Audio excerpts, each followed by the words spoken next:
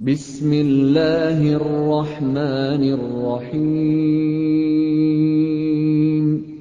سبح اسم ربك الأعلى الذي خلق فسوى والذي قدر فهدى والذي أخرج المرعى فجعله غثاء أحوى سنقرئك فلا تنسى إلا ما شاء. السلام عليكم ورحمة الله وبركاته. கண்ணியத்திற்குரிய பெரியோர்களே, தாய்மார்களே, சகோதர சகோதரிகளே, இஸ்லாத்தில் ஏன் இத்தனை பிரிவுகள் என்கின்ற தலைப்பு வழங்கப்பட்டிருக்கிறது.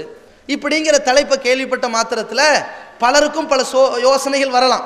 ஒரு சாரர் என்ன, ஆமாம் நம்ம இஸ்லாத்தில் ஏன் இவ்வளோ பிரிவினைகள், ஏன் ஒருத்தர் அடிச்சுக்கணும், ஏன் இவ்வளோ பிரிஞ்சுக்கணும் என்கின்ற ஆதங்கம் இருக்கலாம். இன்னொரு சாரார் என்ன நினைக்கலாம், இஸ்லாத்தில் இத்தனை பிரிவு இருக்கிறாங்களே, யார் நல்லவங்க யார் கெட்டவங்க, யாரை நம்புறது ஏன் ஒன்றும் புரிய மாட்டேங்குது என்ற குழப்பத்தில் இருக்கலாம். அதே மாதிரி இன்னொரு சாரார் நினைக்கலாம், ஆமாம் இஸ்லாத்தில் ஏன் இத்தனை பிரிவுகள்னு போட்டு நாங்கள் தான் சரியாக இருக்கிறோன்னு இவங்க பேச போகிறாங்க, இன்னொருத்த நாங்கள் தான் சரியாக இருக்கோன்னு பேச போகிறாங்க, யார் சரியாக இருக்கிறான்னு கண்டுபிடிக்க முடிய மாட்டேங்குதே என்கிற அளவுகோல் தெரியாமல் இருக்கலாம். இன்னொரு சாரார் இருப்பாங்க, என்னடா இது இந்த இஸ்லாத்தில் ஏன் இத்தனை பிரிவுகள்னு போடுறாங்களே, இவங்களே ஒரு தனி பிரிவாக தானே போயிட்டாங்க, ஒரு காலத்தில் சுன்ன ஜமாத்லாம் இருந்தோம், இவங்களே தனியாக பிரிச்சுட்டு ஏன் இத்தனை பிரிவுன்னு பேசுறதுக்கு இவங்களுக்கு என்ன தகுதி இருக்குது என்று நினைக்கலாம். இன்னொரு சாரார் என்னது, குற்றம் செஞ்ச மனசு குறுகுறுப்பாங்கள, யாரை பற்றி என்ன கிளிகளும் கிழிக்க போகிறாங்களோ தெரியலையே அப்படின்னு அடிவயிறு கலங்கவும் செய்யலாம்.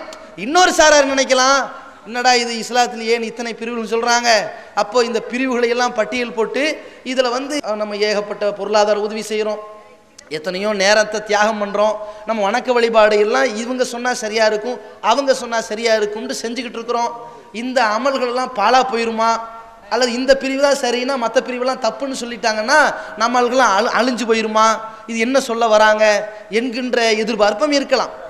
பொதுவாக மொத்தமாக நாம் அலசி ஆராய்ந்து நியாயமான முறையிலையும் நடுநிலை கண்ணோட்டத்துடனும் அறிந்து கொள்ள நம்ம கடமைப்பட்டிருக்கிறோம். அதே நேரத்தில் சிலருக்கு இன்னொரு வினோதமான சிந்தனை வரலாம். எல்லாரும் ஒற்றுமைன்னு பேசிக்கிட்டு இருக்கும்போது இந்த ஜமாத்துக்காரங்க மட்டும் ஏன் பிரிவினை பற்றி பேசுகிறாங்க என்றும் நீங்கள் நினைக்கலாம். அப்போ எல்லாத்துக்கும் நம்ம தெளிவு பெறுவதற்குத்தான் இந்த தலைப்பு வழங்கப்பட்டிருக்கிறது.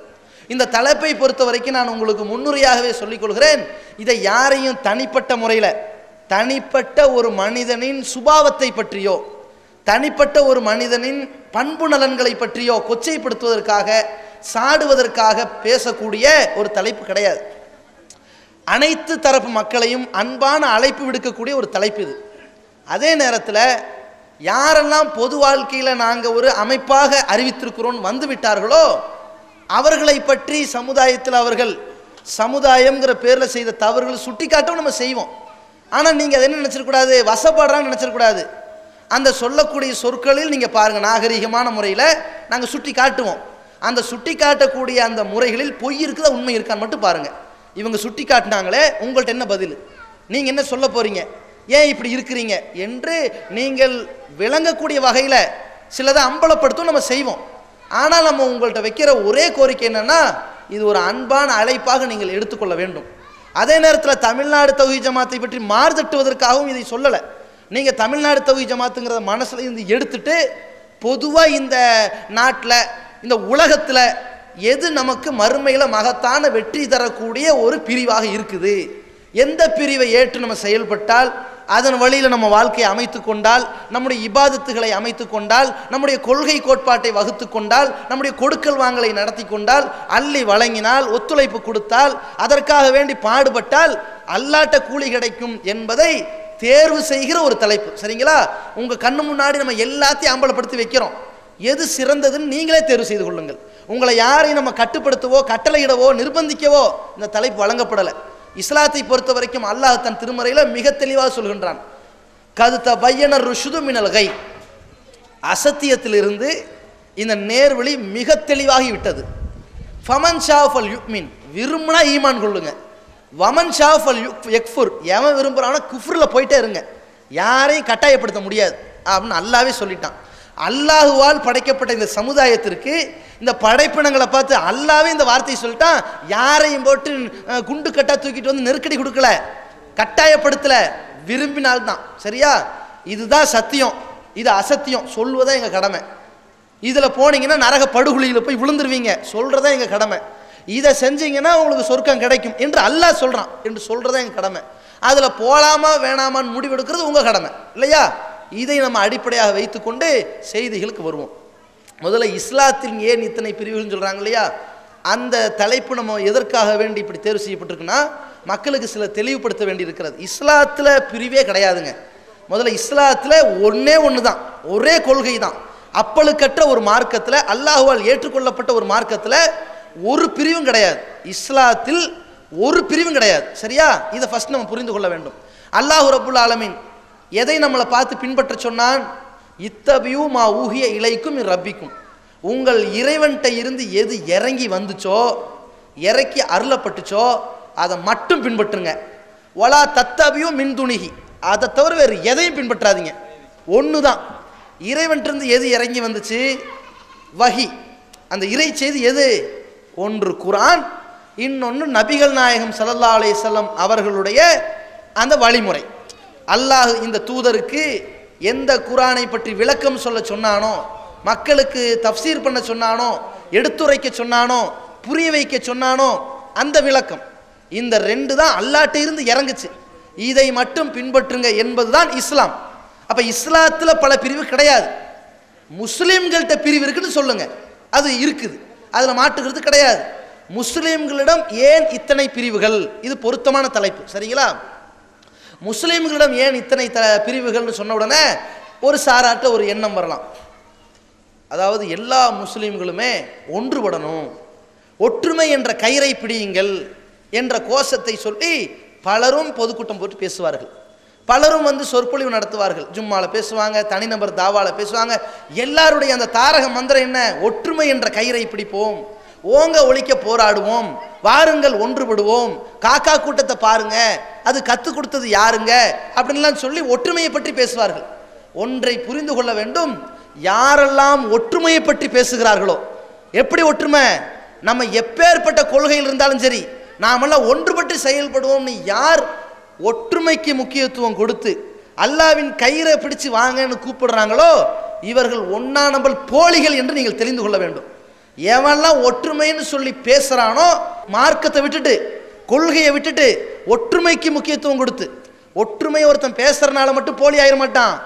மார்க்கத்தை ரெண்டாம் பக்கம் தள்ளிட்டு முதல்ல ஒற்றுமைன்னு ஒருத்தன் பேசினான்னா இவனை மாதிரி ஒன்னா நம்பர் போலி பேர்வழி யாரும் கிடையாது. ஏன் இப்படி பேசினவர்கள்லாம் எதற்கு பேசுவார்கள் தெரியுமா? அந்த தேர்தலில் அவன் கேண்டிடேட்டா நின்றுப்பான், அல்லாவின் கயிறை பற்றி பிடியுங்கள், இந்த சின்னத்துக்கு வாக்களிங்கள்ட்டு போயிட்டே இருப்பான். அவனுக்காக வேண்டி கேட்குறான், அல்லாவின் கயிறை பற்றி பிடியுங்கள், வாங்கல் ஒரு கட்சியில் ஒன்று வருவோம் அப்படிம்பாங்க. இவனுக்காக வேண்டி நிற்கிறானே தவிர இந்த ஒற்றுமைங்கிற இந்த கோஷத்தை ஏதோ தப்பா பயன்படுத்துகிறார்கள்.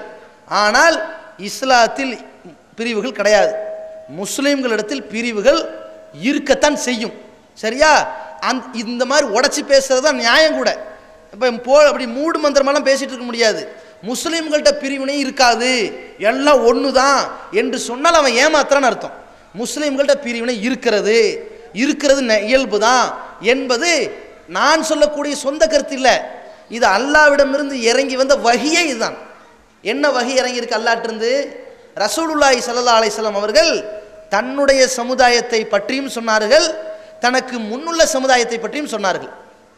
என்ன சொன்னார்கள்னா, எனக்கு முன்னால் பனு இஸ்ரவேலர்கள் 72 கூட்டமாக பிரிந்தார்கள்.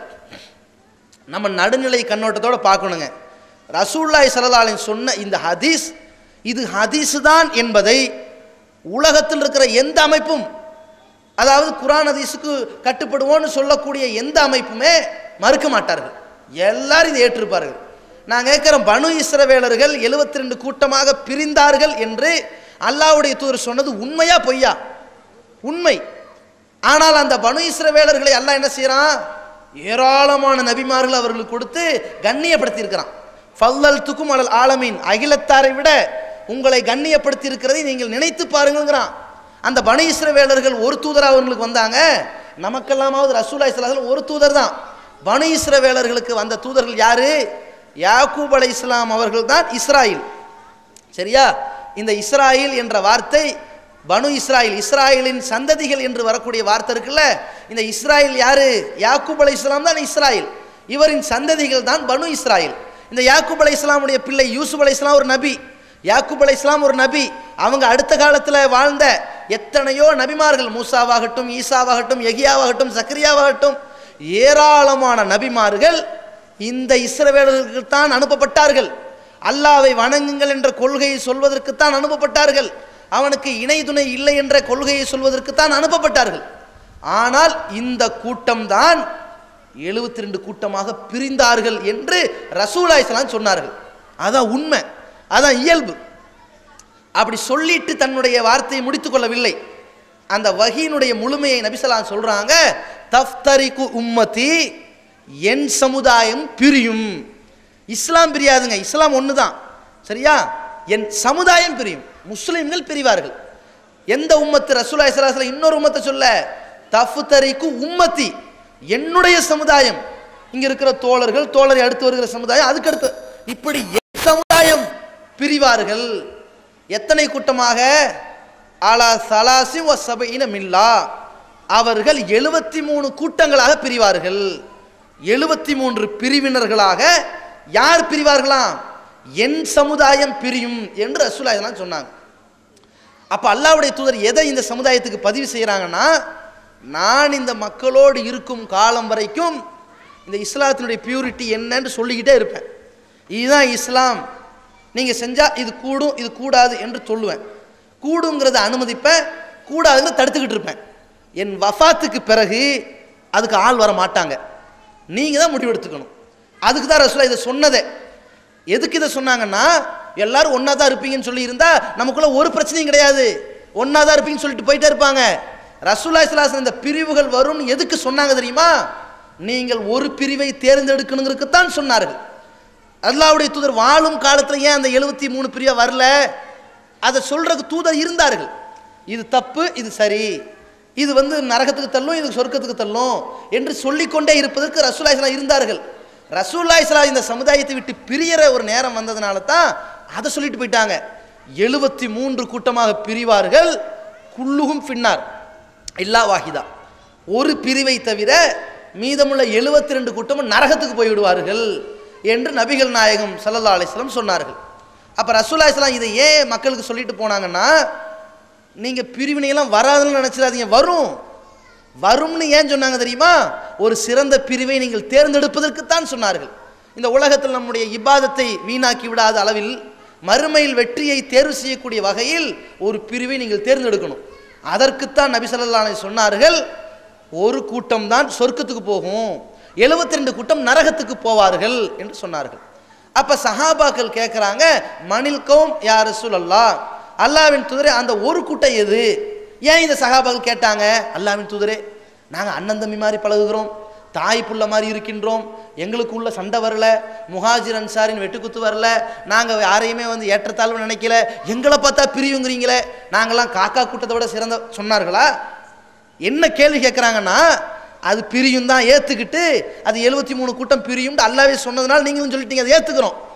ஆனால் இந்த 73 கூட்டத்தில் ஒரு கூட்டத்தை தேர்ந்தெடுக்கணும்ல, நாங்கள் சொர்க்கத்துக்கு போகணும்ல, அந்த ஒரு கூட்டம் எந்த கூட்டம் என்று இந்த சஹாபாக்கள் அல்லாஹ்வுடைய தூதர் முன்னாடி இதை கேட்கிறார்கள்.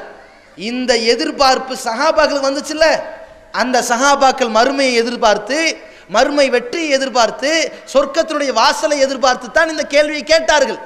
இந்த கேள்விதான் நம்மள்ட்ட வரணுங்கிறதுக்கு தான் இந்த தலைப்பே கொடுக்கப்பட்டிருக்குது. ஏன் இத்தனை பிரிவுகள் மட்டும் நம்ம கேட்டால் பத்தாது, இதில் எது சிறந்த பிரிவு என்பதையும் நம்ம எதிர்பார்க்கணும், அதன் அடிப்பில் தீர்வு காணணும், அதன் அடிப்பில் நம்முடைய வாழ்க்கையை அமைத்துக் கொள்ள வேண்டும். அப்ப ரசூலுல்லாஹி ஸல்லல்லாஹு அலைஹி வஸல்லம் அவங்கள்ட்ட சஹாபாக்கள் கேட்குறாங்க, அந்த ஒரு பிரிவு யாரு, அது எந்த கூட்டம் என்று கேட்கிறார்கள். அப்ப ரசூலுல்லாஹி ஸல்லல்லாஹு அலைஹி வஸல்லம் சொல்றாங்க, மா அன அலைஹில் யௌம வ அஸ்ஹாபி, நானும் என்னுடைய இந்த தோழர்களும் இன்றைக்கு ஒரு கூட்டத்தில் இருக்கிறோம்ல, அந்த கூட்டம் என்று நபி ஸல்லல்லாஹு அலைஹி சொன்னார்கள். இன்றைக்கு ஒரு கூட்டம்னு சொன்னார்கள். என்றைக்கு? ரசூலுல்லாஹி ஸல்லல்லாஹு அலைஹி வஸல்லம் வாழும்போது எந்த கூட்டத்தில் இருக்கிறார்களோ அந்த கூட்டம் மட்டும்தான் சொர்க்கத்துக்கு போகுமா, மீதமுள்ள 72 எங்க? நரகத்துக்கு போயிடும். அப்ப ரசூலுல்லாஹி ஸல்லல்லாஹு அலைஹி வஸல்லம் வாழும்போது எந்த கூட்டம் இருந்தது? அல்லாஹுவால் எந்த வசனங்கள் இறக்கியறப்பட்டதோ அதை பின்பற்றும் கூட்டம் இருந்தது. அல்லாஹ்வுடைய வசனங்கள் வந்ததற்கு பிறகு இந்த தூதர் எதை விளக்கி சொன்னாரோ அதை பின்பற்றுகிற கூட்டம் இருந்தது. இந்த ரெண்டை தவிர வேற ஏதாவது பின்பற்றுகிற கூட்டமாக அவர்கள் இருந்தார்களா? நீங்க யோசிச்சு பாருங்க. நீங்க என்ன பார்க்கணும்னா, ரசூலுல்லாஹி ஸல்லல்லாஹு அலைஹி வஸல்லம் ஒரு வார்த்தையை சொல்றாங்க, இன்றைய தினம், அதாவது ரசூலா உயிர் வாழுகிற காலத்துல இன்றைய தினம் நானும் என் தோழர்களும் எந்த கூட்டத்தில் இருக்கிறோமோ அந்த கூட்டம்னு சொன்னாங்கல்ல. நானும் என் தோழர்களும் எந்த கூட்டத்தில் இருக்கிறோம் அது சஹாபாக்களுக்கு தெரியும். அதனால தான் சொன்னாங்க. என்ன கூட்டம்? அல்லாஹ்விடமிருந்து எந்த வசனம் வருதோ அதைத்தான் பின்பற்ற வேண்டும் என்கிற கூட்டம். தூதர் எதை விளக்கம் சொன்னாங்களோ அதைத்தான் பின்பற்ற வேண்டும் என்கிற கூட்டம். வேற எதையாவது பின்பற்றி கொண்டிருந்தார்களா? ரசூலுல்லாஹி ஸல்லல்லாஹு அலைஹி வஸல்லம் வாழ்கிற காலத்தில் அபூபக்கர் சித்திக் ரலியல்லாஹு அவர்களோ, உமர் ரலியல்லாஹு அவர்களோ, உஸ்மான் யாராவது வேற ஏதாவது ஒரு மார்க்கம்னு வைத்திருந்தார்களா? வேற யாரையாவது பின்பற்றி இருந்தார்களா? உதாரணத்திற்கு சொல்றது என்றால், அந்த எத்தனையோ நபித்தோழர்கள் இஸ்லாத்தை புதிதாக ஏற்று வந்தாங்கள மதீனாவில், அந்த நபித்தோழர்கள் ரசூல்லா இப்போ மதீனாவில் இருக்கிறாங்க, அப்பப்போ போய் செய்திகளை கேட்டுட்டு வர முடியாது, இந்த அபூபக்கர் மார்க்கம்னு எதையாவது சொன்னால் அதையும் ஏற்றுக்கிட்டு போயிடுவோம் என்று செஞ்சார்களா? யாராவது ஒரு செய்தி இருக்கா? அப்படி இல்லை. எல்லார்ட்டையுமே என்ன ஒரு எதிர்பார்ப்புனா, இவர் சொன்னால் அல்லாஹ்வுடைய தூதர் சொன்னார்களா, அல்லாஹ் இதை சொன்னானா என்ற இந்த ரெண்டில் உரசி பார்க்கக்கூடியவர்களாக மட்டும்தான் அந்த சஹாபாக்கள் இருந்தார்கள். அந்த ஒரு பிரிவு மட்டும்தான் சொர்க்கத்துக்கு போகும்.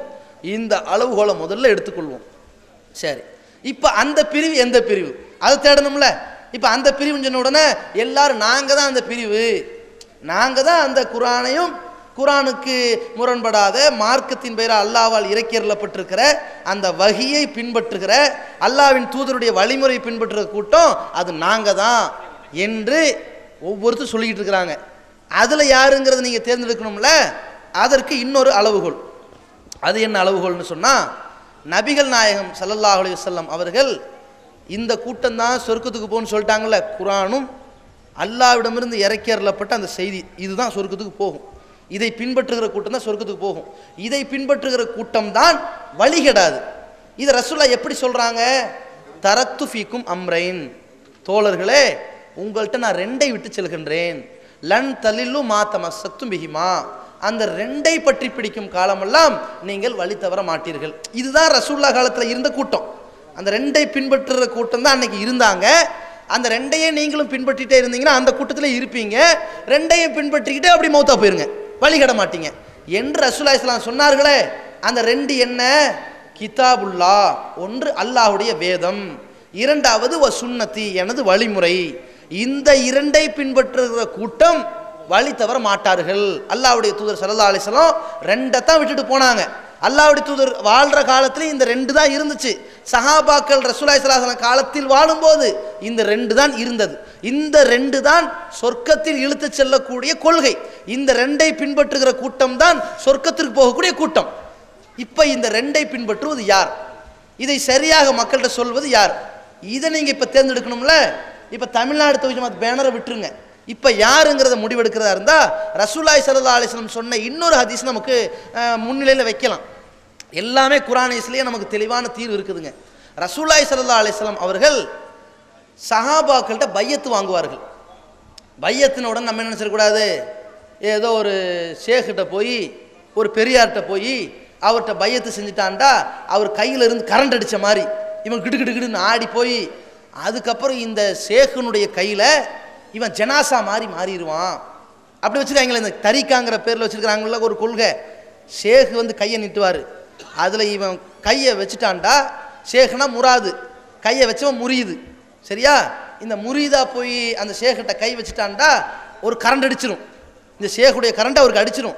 அடித்தோடனே ஆயிரு இவர் எப்படி மாறிடுவார்னா அப்படியே ஜனாசா மாதிரி ஆயிடுவாராம். யார் கையில்? ஷேக்குடைய கையில். ஜனாசாவை குளிப்பாட்டினா ஜனாசாக்கு தெரியுமா? தண்ணி முகத்தில் ஊற்றுறாங்களா, உடம்புல தெரியாதுல்ல.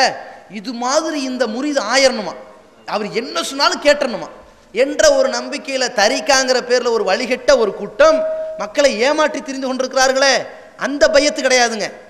ரசூலுல்லாஹி ஸல்லல்லாஹு அலைஹி வஸல்லம் அவர்கள் ஒரு உடன்படிக்கை வாங்குவார்கள். இந்த உடன்படிக்கைக்கு இஸ்லாத்தில் என்ன அளவுகள் சொல்லப்பட்டிருக்குன்னா, ஒன்று ரசூலுல்லாஹி ஸல்லல்லாஹு அலைஹி வஸல்லம் வாழ்கிற காலத்தில் யாராவது ரசூலுல்லாஹ்ட்ட போய் உடன்படிக்கை செய்வார்களே ஆனால், பையத்து செய்வார்களே ஆனால் அதுக்கு அனுமதி இருக்குது.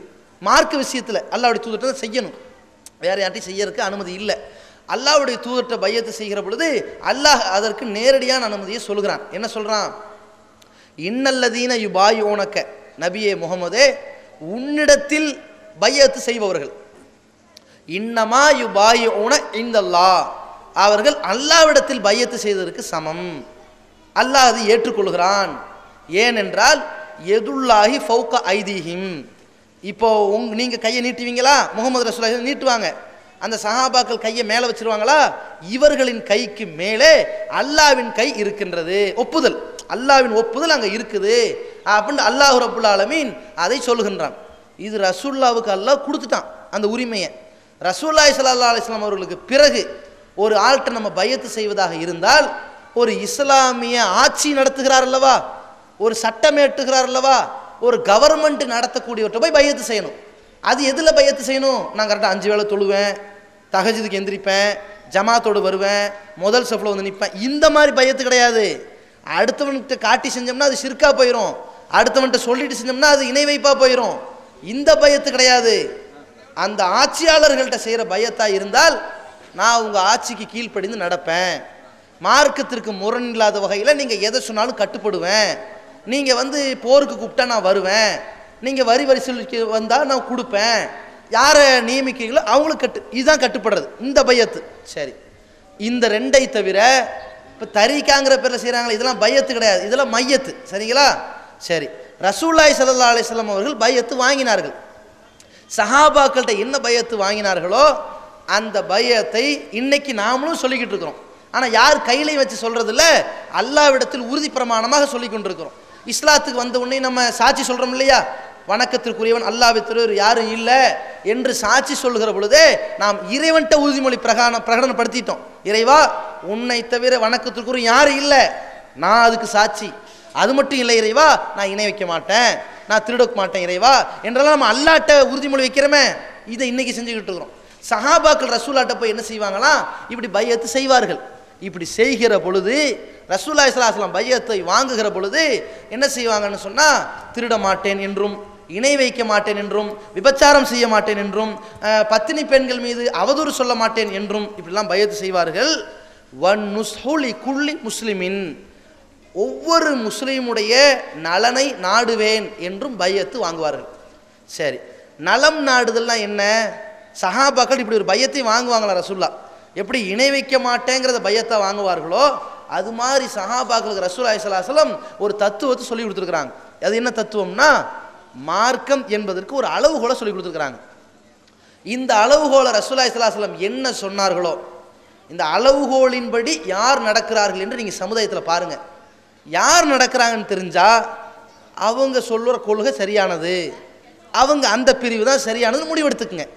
ஆனால் அந்த ரசூலுல்லாஹி ஸல்லல்லாஹு அலைஹி வஸல்லம் மார்க்கத்துக்கு ஒரு அளவுகோல் சொன்னாங்கல்ல, அந்த அளவுகோலை முழுமையாக செய்கிறவங்க யாருன்னு பாருங்க. இங்கே கொஞ்சம் அங்கே கொஞ்சம் இருந்து உலகத்தில் எல்லா அமைப்பு இருக்குது, எல்லா அமைப்பினர்களும் இஸ்லாத்தில் ஏதாவது ஒரு அம்சம் செய்கிறாங்க, ஒன்றுமே செய்யாமலாம் இல்லை, செய்யறதில்லை நம்ம குற்றச்சாட்டு சொல்லலை. எல்லா அமைப்புகளும் இன்னைக்கு இஸ்லாத்தின் பெயரால் இருக்கிற அத்தனை அமைப்புகளும் ஏதாவது இஸ்லாத்தில் உள்ள ஒரு நல்ல காரியம் செய்வாங்க, ஏதாவது ஒன்று செஞ்சால் அதை ஏற்றுக்கொள்ளக்கூடாது, எல்லாத்தையும் செய்கிறாங்களான்னு நீங்கள் பாருங்கள். அல்லாஹ்வுடைய தூதரவர்கள் மார்க்கத்திற்கு அதுதான் முழுமையான விளக்கம்னு சொல்லி கொடுத்தார்கள். அந்த முழுமையான விளக்கம் எந்த பிரிவிலிருந்து கிடைக்கிறது என்றும் பாருங்கள். ரசூலுல்லாஹி ஸல்லல்லாஹு அலைஹி வஸல்லம் மார்க்கத்துக்கு என்ன விளக்கம் கொடுக்குறாங்கன்னா, அத்தீனுன் நசீஹா, மார்க்கம் என்பதே பிறர் நலம் நாடுவதாகும் என்று சொன்னார்கள். பிறர் நலம் நாடுவதுன்னு சொல்லி நிப்பாட்டிட்டாங்கன்னு வைங்களேன், நம்மளாம் நினச்சிருவோம் ஏழைகளுக்கு உதவி செய்கிறது தான் மார்க்கம், முடிஞ்சு போச்சு, தொலை வேண்டாம், நோன்பு வைக்க வேண்டாம், சக்காத் எதுவும் வேண்டாம், நீ எப்படி வேணா இரு, ஏழைகளுக்கு நோட்டு புத்தகம் கொடுங்க, ஏழைகளுக்கு உதவி செய், இப்படின்னு போயிடுவாங்க. ரசூலுல்லாஹி ஸல்லல்லாஹு அலைஹி வஸல்லம் இந்த வார்த்தையை முடிக்கல, அல்லாஹுவால் இறைக்கிறப்பட்ட அந்த வஹி செய்தி அதோட முடியல. ரசூலுல்லாஹி ஸல்லல்லாஹு அலைஹி வஸல்லம் சொல்கிறாங்க, பிறர் நலம் நாடுவது என்றால் 5 விஷயத்தில் இருக்கணும்னு சொன்னாங்க. இந்த 5 விஷயத்திலையும் பிறர் நலம் நாடினால்தான் இது மார்க்கம் முழுமை பெற்றிருக்கிறதுன்னு அர்த்தம். இதை ஏற்றுக்கொண்டவன் முழுமை பெற்ற முஸ்லீமாக இருக்கிறான் என்றும் அர்த்தம். சரி, 5 விஷயம் என்ன? நபிகள் நாயகம் ஸல்லல்லாஹு அலைஹி வஸல்லம் அந்த 5 விஷயமாக பட்டியல் போட்ட முதல் விஷயம் லில்லாஹி, அல்லாஹ்வுடைய விஷயத்தில் இவன் மக்களுடைய நலம் நாட வேண்டும் ஃபர்ஸ்ட். ரெண்டாவது என்ன, வலி ரசூலிஹி, தூதர் விஷயத்தில் மக்களின் நலம் நாட வேண்டும் செகண்ட். மூணாவது என்ன, வலி கிதாபிஹி, இறை வேதத்தின் விஷயத்தில் மக்களின் நலம் நாட வேண்டும். நாலாவது வலி ஐம்மத்தில் முஸ்லிமீன், முஸ்லிம்களின் பொறுப்பாளர்கள் விஷயத்தில் தலைவர்கள் விஷயத்தில் நலம் நாட வேண்டும். வ ஆமத்திஹிம், அனைத்து தரப்பு முஸ்லிம்கள் விஷயத்தில் நலம் நாட வேண்டும். இதற்கு பெயர் தான் மார்க்கம், இதற்கு பெயர் தான் தீனு, இதுதான் இஸ்லாமு. இந்த மார்க்கத்தை ஏற்று நீங்க வாங்க, இப்படி நீங்க நடங்க, இந்த 5 சேர்ந்தது தான் மார்க்கம் ரசூலுல்லாஹ் சொல்லி கொடுத்துருக்காங்க. தமீமுத்தாரி ரலியல்லாஹு அன்ஹு அவர்கள் அறிவிக்கின்ற இந்த ஹதீஸ் சஹீஹ் முஸ்லிம் என்ற ஹதீஸ் நூல்ல பதிவு செய்யப்பட்டிருக்கிறது நம்ம பார்க்கிறோம். அப்ப ரசூலுல்லாஹி ஸல்லல்லாஹு அலைஹி வஸல்லம் இந்த 5 சொன்னாங்கல்ல, இந்த 5ம் பரிபூர்ணமாக இருந்தால் அதுதான் அல்லாஹ்வுடைய தூதர் அவர்கள் சொன்ன அந்த பிரிவு. சரியா? அந்த சொர்க்கத்திற்கு போகக்கூடிய பிரிவு. இந்த 5ல 1 குறைஞ்சிட்டாலும் இது இல்லை என்று விளங்கிக்கிங்க. சரியா? இப்போ இந்த 5ல 1 எடுத்துக்கொண்டு 4 விட்டாங்கன்னு வைங்க, இவன் அதல பாதாளத்தில் இருக்கிறான்னு அர்த்தம். சரியா? 1 எடுத்துட்டு 2 எடுத்துட்டு 3 விட்டான்னு வைங்க, இந்த அதல பாதாளத்தில் கொஞ்சம் மேலே இருக்கான்னு அர்த்தம். அவனும் பாதாளத்தில் தான் இருக்கிறான். 3 எடுத்துட்டு 2 விட்டாலும் அவனும் அந்த பாதாளத்தில் தான் இருக்கிறான், கொஞ்சம் மேலே இருப்பான், அவ்வளவுதான். கரியறதெல்லாம் ஒரே தான். 4 எடுத்துட்டு 1 விட்டுட்டாலும் அதே பாதாளம் தான். 5 எடுத்து இருந்தால், அதை ஏற்றிருந்தால், அதற்கு உழைத்திருந்தால், அதற்கு ஒத்துழைத்திருந்தால், அதற்காக செலவழித்திருந்தால், அதற்காக அர்ப்பணித்திருந்தால் இவன் சொர்க்கத்துக்கு போகக்கூடிய கூட்டத்தில் சேர்ந்துட்டான்னு அர்த்தம். சரி, இப்போ இந்த 5 என்ன? ஃபர்ஸ்ட் லில்லாஹி, அல்லாஹ்வுடைய விஷயத்தில் நலம் நாடுவது. சரி, இன்னைக்கு நீங்க பாருங்க, அல்லாஹ்வுடைய விஷயத்தில் நலம் நாடுறதுனா என்ன? அல்லாஹ்வுடைய விஷயத்தில் நலம் நாடுவது என்றால், ஒருவன் அல்லாஹுவை கடவுளாக ஏற்றுவிட்டால் அவன் போகக்கூடிய இடம் சொர்க்கம். அவன் நம்பி வாழ்ந்தால், அதன் அடிப்படையில் நடந்தால் அவன் போகக்கூடிய இடம் சொர்க்கம். எவன் அல்லாஹுவை நம்ப மறுத்துட்டானோ அவன் போகக்கூடிய இடம் நரகம். எவன் அல்லாஹ்வுக்கு இணை வைத்துட்டானோ அவன் போகக்கூடிய இடம் நரகப்படுகுழி. அப்ப இன்னஹும யுஷ்ரிக் பில்லாஹி ஃபக்கத் ஹர்ரமல்லாஹு அலைஹில் ஜன்னா, யார் அல்லாஹ்வுக்கு இணை வைத்து விட்டானோ அவனுக்கு அல்லாஹ் சொர்க்கத்தை ஹராமாக்கி விட்டான். அப்ப அல்லாஹ்வுடைய விஷயத்தில் நலம் நாடுற ஒரு கூட்டத்தை நீங்க தேர்வு செய்யணும், நலம் நாடுபவர்களாக நீங்களும் இருக்கணும். அல்லாஹ்வுடைய விஷயத்தில் நலம் நாடாதவர்களாக இருந்தால் நாம இஸ்லாத்தை பரிபூர்ணமாக ஏற்றவர்களாக முடியாது, சொர்க்கத்துக்கு போக முடியாது. இப்ப அல்லாஹ்வுடைய விஷயத்தில் நலம் நாடுறதுன்னா இன்னைக்கு இந்த ஜமாத் எப்படி செய்து கொண்டு இருக்கிறது அப்படின்னு நீங்க பாருங்க. நம்ம எப்படி செஞ்சுக்கிட்டு இருக்கிறோம்? முஸ்லிம்கள், முஸ்லிம் அல்லாத சமுதாயத்தவர்கள், இப்ப முஸ்லிம் அல்லாத மதத்தவர்கள் இருக்கிறாங்க இல்லையா, இவர்கள் அல்லாஹ்வுடைய விஷயத்தில் நலம் நாடுறதுன்னு சொன்னா, இவர்கள் இந்த கொள்கையை ஏற்று வந்தால் நாளைக்கு சொர்க்கத்துக்கு போவார்களே.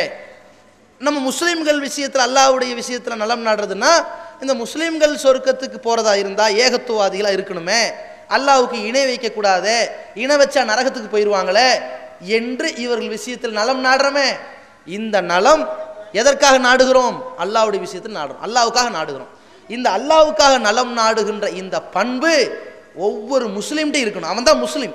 அல்லாஹ்வுக்காக வேண்டி நலம் நாடுறதுல இந்த ஜமாத் எப்படி பணி செய்து கொண்டிருக்கிறது?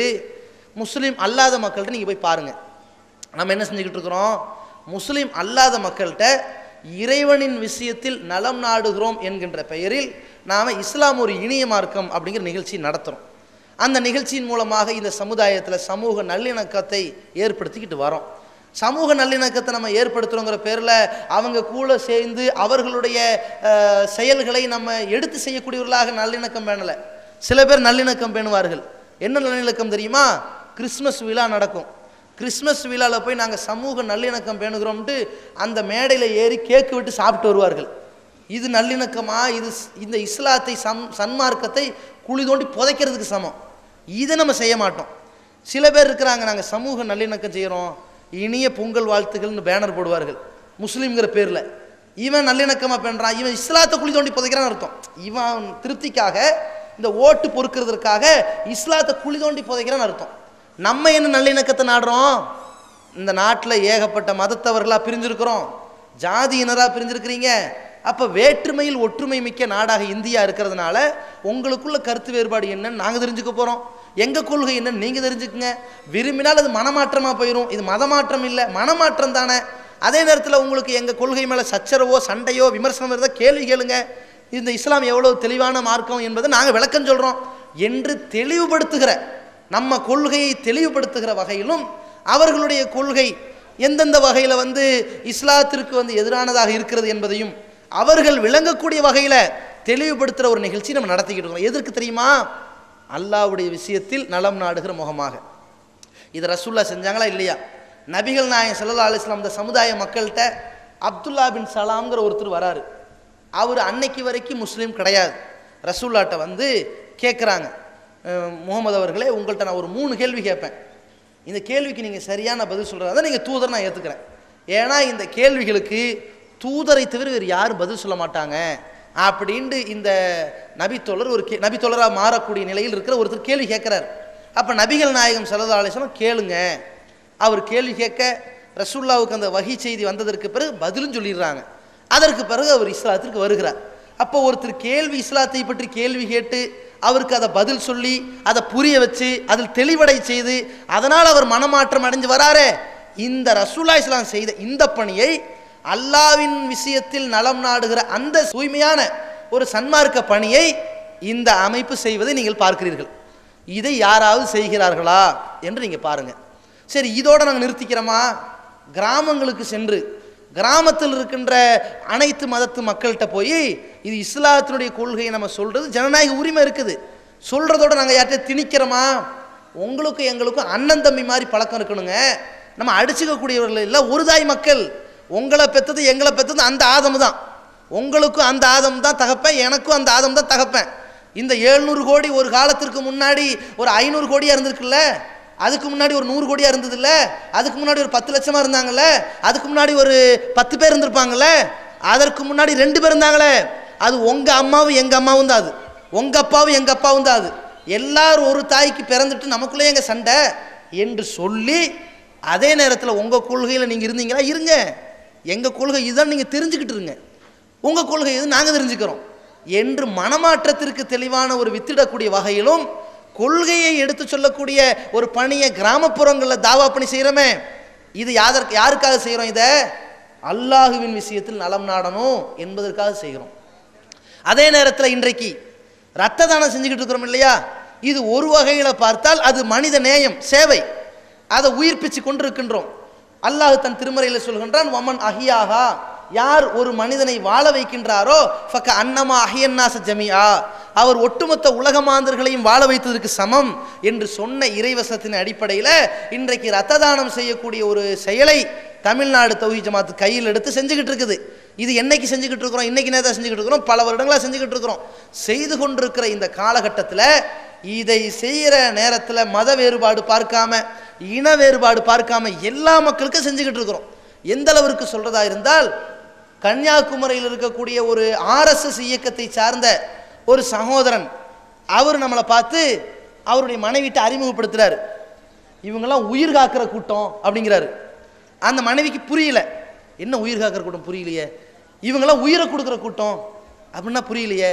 அவங்க மனைவிட்ட சொல்றாரு, இந்த மாவட்டத்தில் நான் ஒரு ரத்த வங்கி நடத்துறேன்ல, அவசியத்திற்கு ஆபத்திற்காக ரத்தத்தை தரக்கூடிய பிளட் பேங்க் நடத்துறேன்ல, இந்த ரத்த வங்கியில் கன்னியாகுமரி மாவட்டத்தில் என்னுடைய அலுவலகத்தில் இருக்கிற அத்தனை ரத்தமும் இந்த முஸ்லிம்களுடைய ரத்தம்னு சொன்னார்.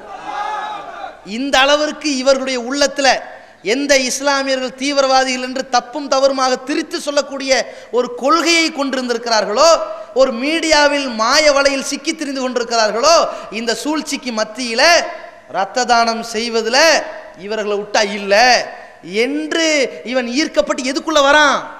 இது சரியான ஒரு மார்க்கம், சரியான ஒரு வழிகாட்டுதலை பின்பற்றுறாங்க என்று அல்லாஹ்வுடைய பார்வையில் ஒரு ஏகத்துவ கொள்கை ஏற்றி உள்ள வரானே, இவன் ஒரு கடவுள் தான் சரியான கொள்கைன்னு வரானே.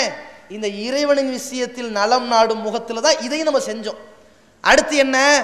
சுனாமி வெள்ளப்பெருக்காக இருந்தாலும் சரி, புயல் நிவாரணமாக இருந்தாலும் சரி, தானே புயல் நிவாரணமாக இருந்தாலும் சரி, இது ஜாதிவத மேறுபாடு இல்லாமல் போய் உதவி செஞ்சுக்கிட்டு இருக்கிறோமே, எதற்காக? ஒரு பக்கம் அது மனிதநேயம், இன்னொரு பக்கம் என்ன?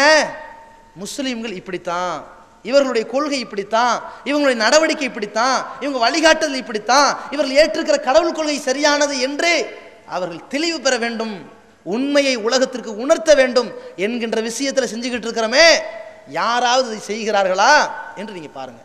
இப்படி ஒப்பிட்டு பாருங்க. சரி, இதோட நிப்பாட்டிட்டோமா? இது முஸ்லீம் அல்லாத சமுதாயத்தை ஒரு பக்கம் வைங்க. இதை செஞ்சுக்கிட்டு இருக்கிறோம். முஸ்லீம் சமுதாயத்தில் நம்ம என்ன பண்ணிக்கிட்டு இருக்கிறோம்?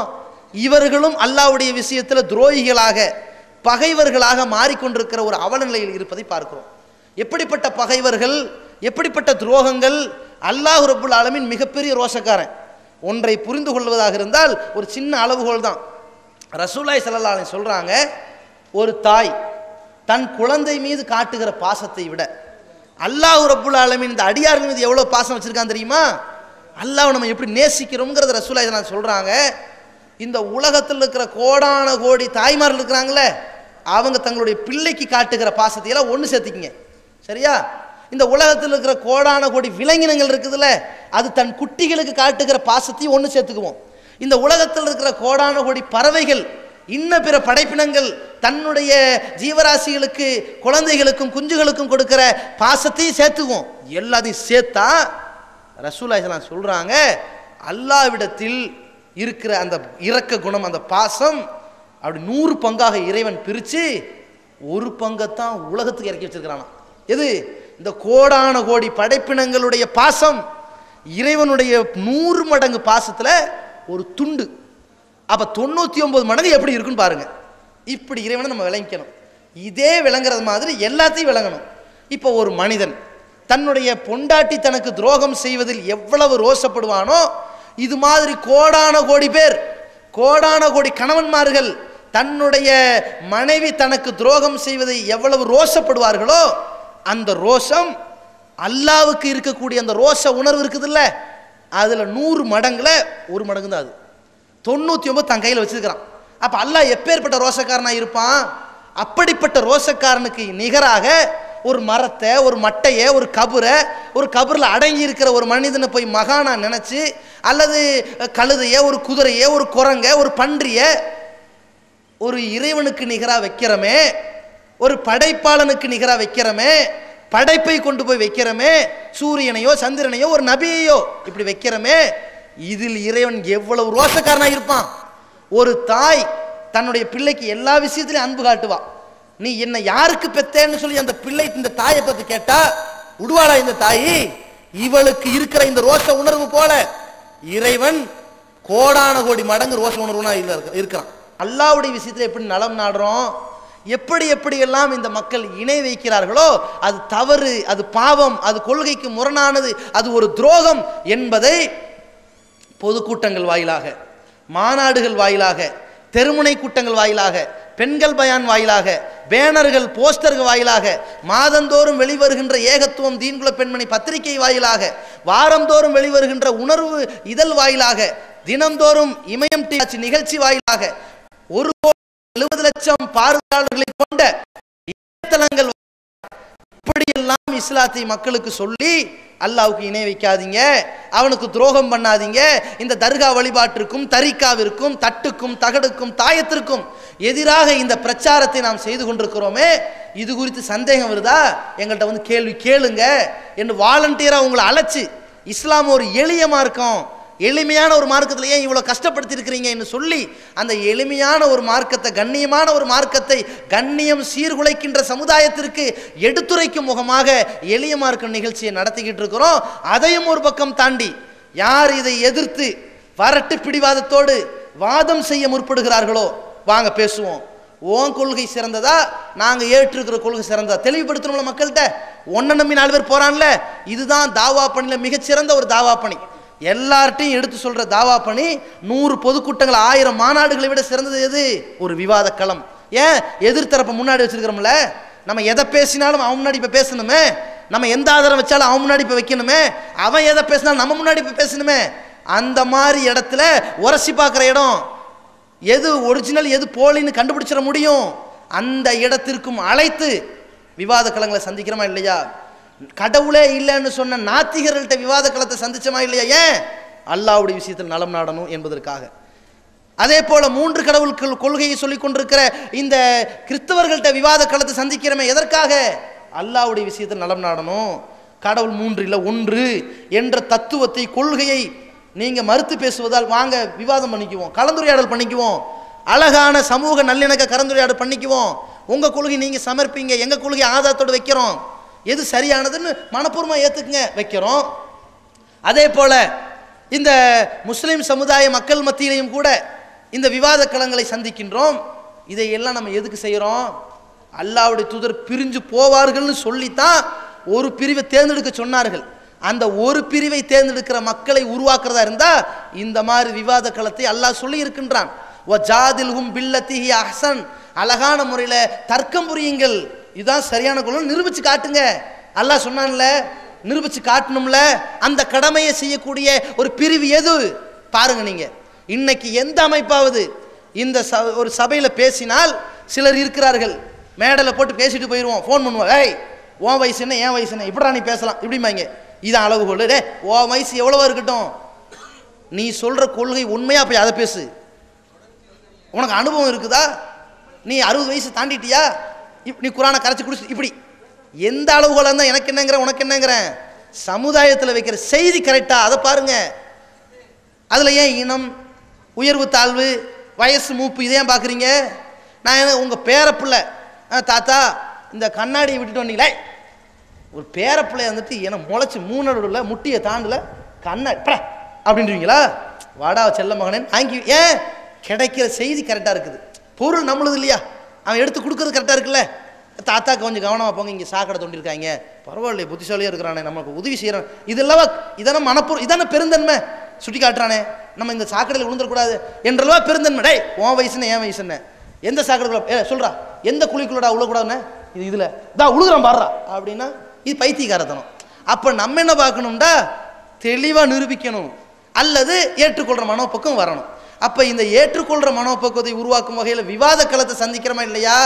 இந்த விவாத களத்தை சந்திக்கின்ற ஒரு பிரிவை யாருன்னு நீங்கள் பாருங்கள். இது செஞ்சுக்கிட்டு இருக்கிறோம். சரி, அடுத்து இந்த முஸ்லீம் சமுதாய மக்கள்கிட்ட மண்டி கிடக்கின்ற இந்த இணை வைப்பு காரியங்களை நாம் எதிர்க்கிற பொழுது, அதை தகர்க்கிற பொழுது, அதற்கு முற்படுகிற பொழுது நீங்கள் என்ன எங்களை பட்டு கம்பளம் விரிச்சாங்களை அழைக்கிறீங்க, கேவலப்படுத்துறீங்க, ஊர் விளக்கம் பண்ணுறீங்க, ஜமாத்தில் இடந்துட மாட்டேங்கிறீங்க, உங்களுக்கு ஜனாசா அடக்கம் செய்ய விட மாட்டேங்கிறீங்க, உங்களுக்கு திருமணம் பண்ணி வைக்க மாட்டேன்னு சொல்கிறீங்க, நமக்கு எல்லா புறக்கணிப்பையும் செய்கிறீங்க, எங்களோ ஒரு தரம் தாழ்ந்த சமுதாயம் மாதிரி ஒப்பிட்டு பார்க்குறீங்க. இந்த தாவா பணியை கொண்டு போய் உங்கள்கிட்ட கொடுத்தா அந்த பேப்பர் படி கிழிக்கிறீங்களே, கொஞ்சம் யோசிச்சு பாருங்க. ஃப்ரௌனை விட இது கேவலமான செயலா இல்லையா? உங்களுக்கு தெரியல?